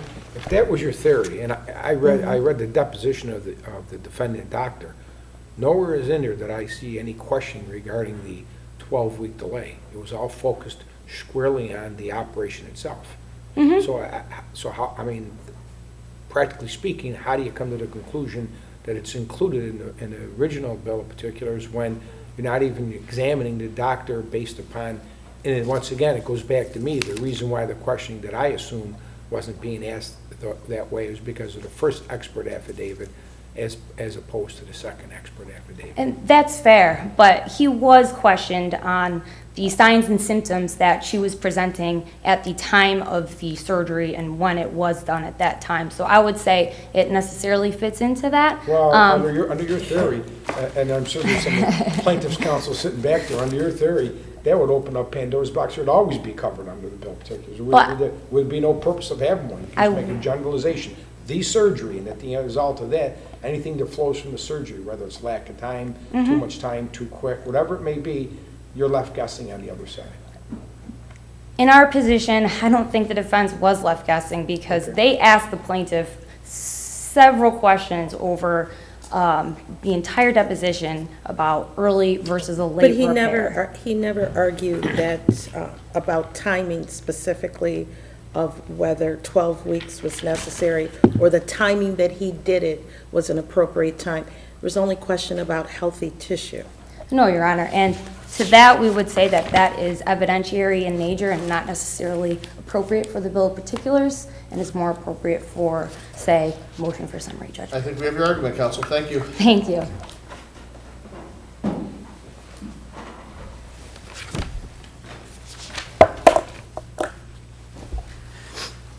Good morning, Your Honors. May it please the court. Corey Schoonmaker on behalf of the respondent. This is a case about alleged failure to properly identify and repair the ventral portion of plaintiff's rectal sphincter and failure to properly identify and repair the perineal body of the vagina. Those are the only particularized allegations of negligence that were asserted in the first bill of particulars. And those are the allegations that the defendant responded to? Correct. Those are, in fact, I'm sorry, Your Honor, I didn't mean to interrupt. That's okay. Go ahead. Those were the allegations that were the subject of the motion for summary judgment. That was the theory of the case until after the motion for summary judgment was filed, at which point plaintiff, for the first time, raises 2 new allegations of negligence. Now, we disagree that... They dropped the second one. Yes, they did. But at the time that it was originally served, it was part of the reason why that was an amended bill of particulars and needed to be served with leave. I don't think there are cows coming home in this case, Your Honor. I think it's clear that the first amended bill of particulars was, as it purported to be, an amended bill of particulars because it alleged new injuries, emotional injuries that had previously been expressly withdrawn by the plaintiff in a letter that in fact refused to provide authorizations for mental health treatment records on that basis. The surgery that took place here, I mean, what we're talking about is it's a timing theory, right, that they're now alleging, which you claim puts you at a disadvantage, puts your client at a disadvantage. Yes, Your Honor. But really what we're talking about is the same surgery, right? We're talking about only the delay that was required to do the surgery appropriately. And that's a 12-week delay. That's the argument, at least on the other side. So in terms of the propriety of when the surgery should or should not be done, isn't that something that is just medically known to the doctors that do this as a specialty? And how could that be a surprise to anyone? The surprise in this case, Judge, comes from the... Is it the surprise the plaintiff found out?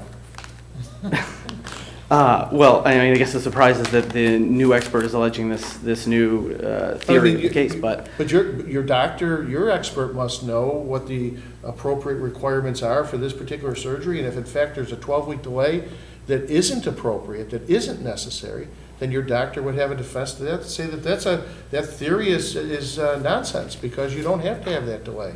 There's no surprise there. They're prepared for that. Or if there is a need for a 12-week delay between when the surgery was done here and when it should have been done, again, your doctor, your expert would know that also. This is not, we're not talking about an injury that's completely unrelated to what we're talking about. This is the very essence of what we're talking about, the surgery and whether it was appropriate or not appropriate. Isn't that fair?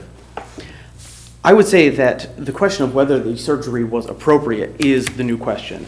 The previous question was whether the surgery was performed correctly. The initial allegations in the first and second bills of particulars in this case were about whether Dr. Cohen properly identified and repaired 2 specific defects, which were the opposite ends of the fistula. The question was not whether he should have done the surgery at all at that point. Moreover, to the extent that this theory was being raised for the first time in opposition to a motion for summary judgment, it should not have been considered for that purpose.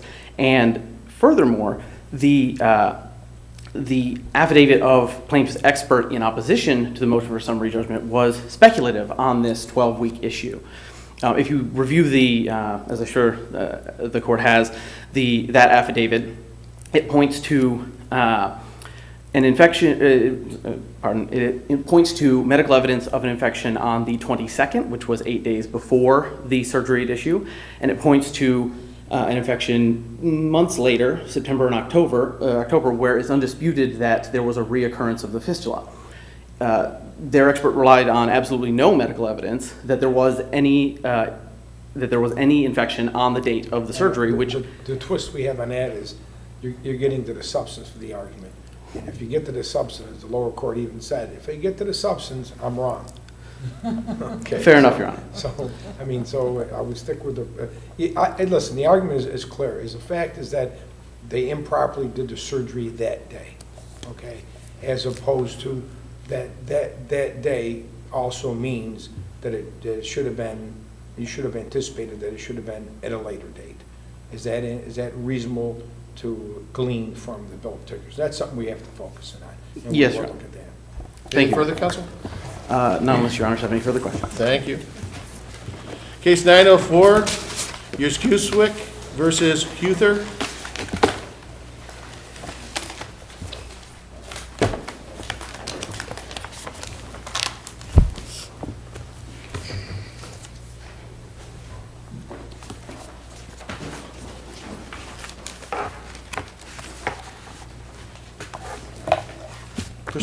May it please the court? I'm here today on behalf of the plaintiff because there are issues of fact on this record. Would you do me a favor and help me by pronouncing your client's name, because I'm sure I mispronounced it? Yuskewitz. Yuskewitz. Yes. Okay, thank you. Yuskewitz, yes. There are questions of fact in this record regarding whether or not the plaintiff sustained a serious injury under the 9180 category that should have precluded the lower court from granting summary judgment. This accident occurred on June 2nd of 2013, so the operative period, the relevant time period, would be 180 days following that. So the first document, the first piece of evidence that was relied upon by the defendants in lower court to grant summary judgment was the IME report of Dr. Weiner. Dr. Weiner performed the IME almost 5 years after the accident. And how long after the accident did the plaintiff sue? The plaintiff sued before that. Yes, Yeah. 2 years and 11 months. Right. After the injury. So 1 month short of the running of the statute of limitations. And your argument, as I see it in your papers, is, well, the doctor didn't examine her during the 90 out of 180 time period, therefore he can't give an opinion. The way you sued it, you would never be able to give an opinion or examine somebody during the time. So what the doctor did here was appropriate. He reviewed the records from that time. So I don't see that argument that he can't render an opinion because you waited 2 years and 11 months to bring the action. There's two prongs to that argument, Your Honor. The first one is whether or not an examination that's performed more than 4 years after an accident gives you information on which you can base an expert opinion. The doctor Doesn't can that base. go to weight?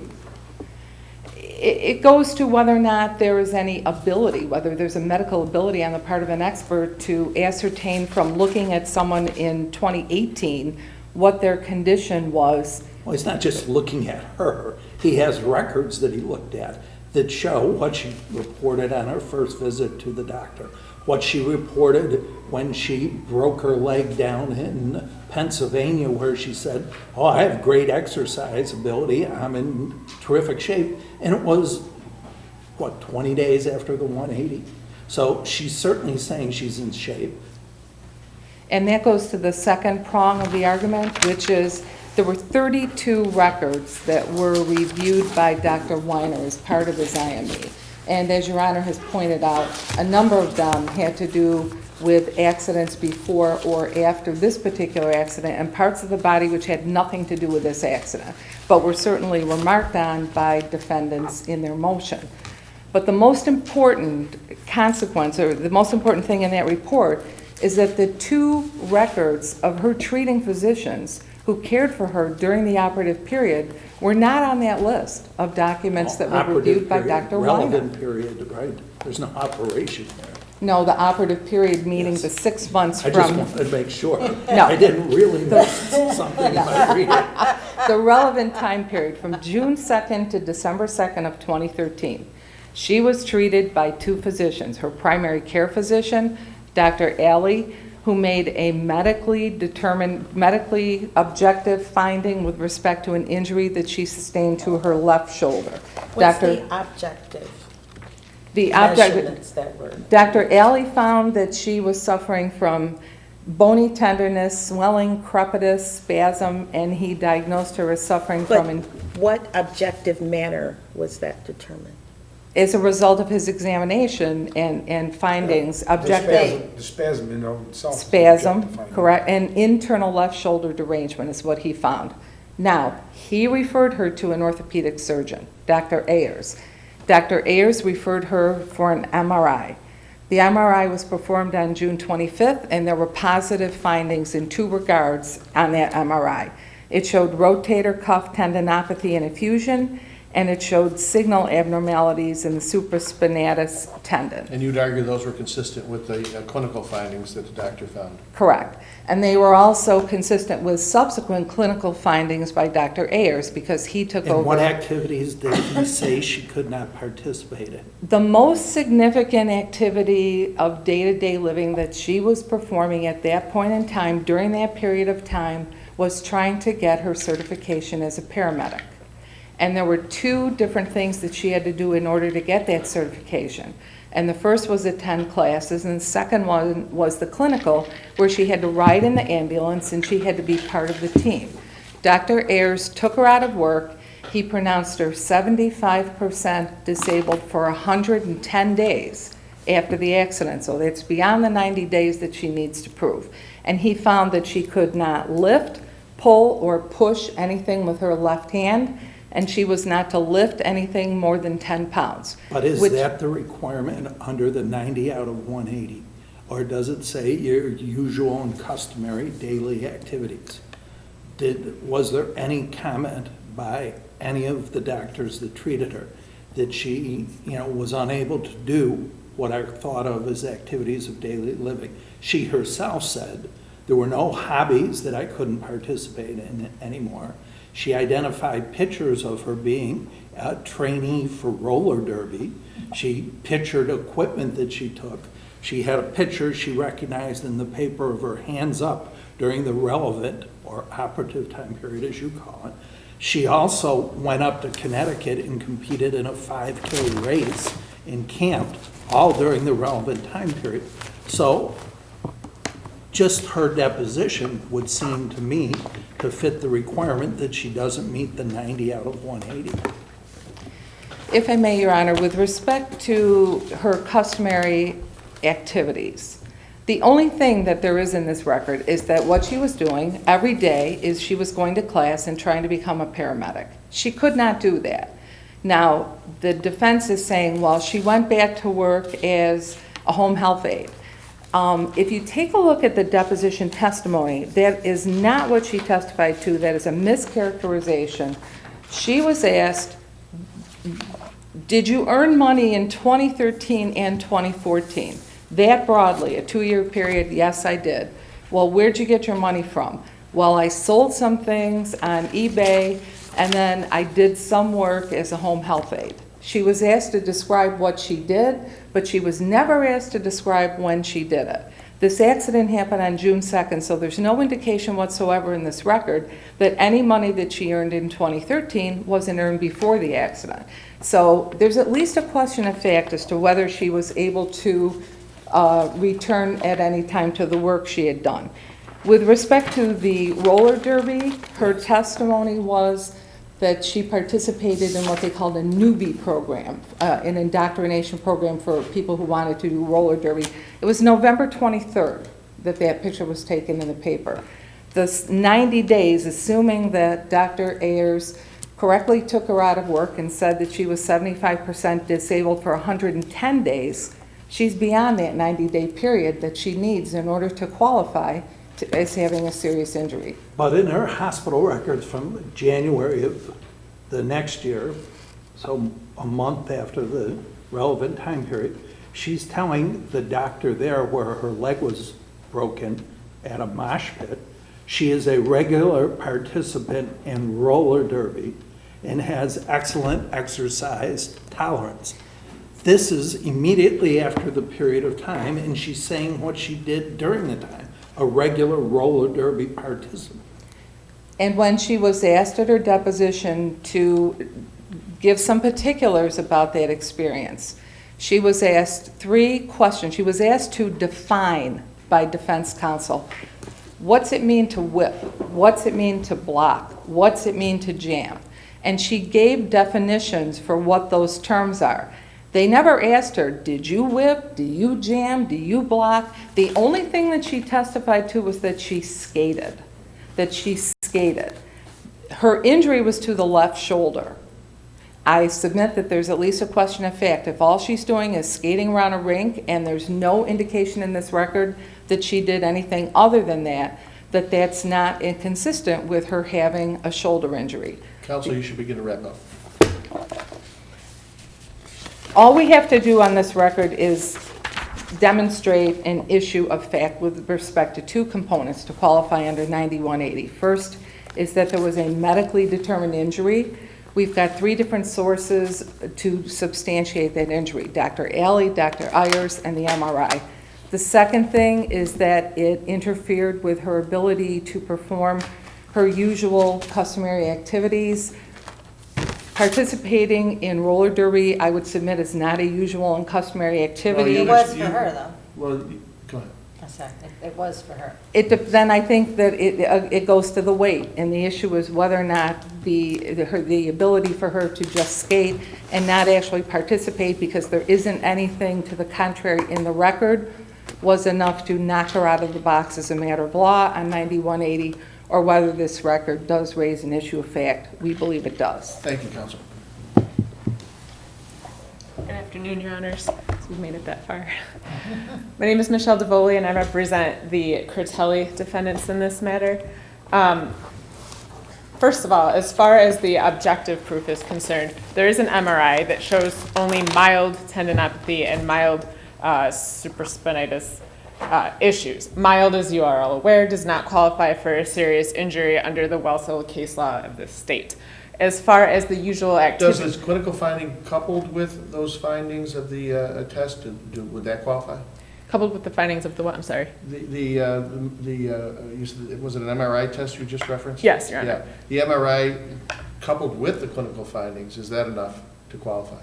I don't believe so, Your Honor, because in this case, you have Dr. Ayers, who's giving a completely speculative opinion with his clinical findings. He's saying she's 75% disabled, but he doesn't take into account at all what her actual activities are during this time frame where he's giving her such a disability. He doesn't take into account the fact that she returned to her classroom and completed her paramedic course. He doesn't take into account the fact that she's running 5Ks, traveling to Connecticut, going camping, going participating and enrolling in the roller derby, which we've all talked about already, but I don't know if any of you have ever actually been to a roller derby. I actually have been once. It is one of the most physical contact sports I've ever seen. We understand that. We don't need you to testify about it.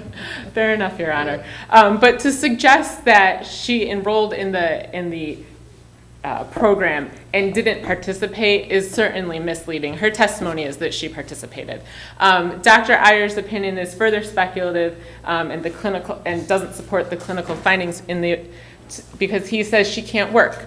Well, what's misleading to this court is that A, she wasn't working to begin with. I think she said she walked out of her last job in 2012, at a minimum 6 months before this accident, and she did not need any additional ride-along hours. Her testimony is that her ride-along hours were complete. So to suggest that her usual activities of working were curtailed to a great extent is quite a stretch. Unless Your Honors have any questions for me, I'll rely on the papers. Thank you, Counsel. Thank you. The court will stand in recess.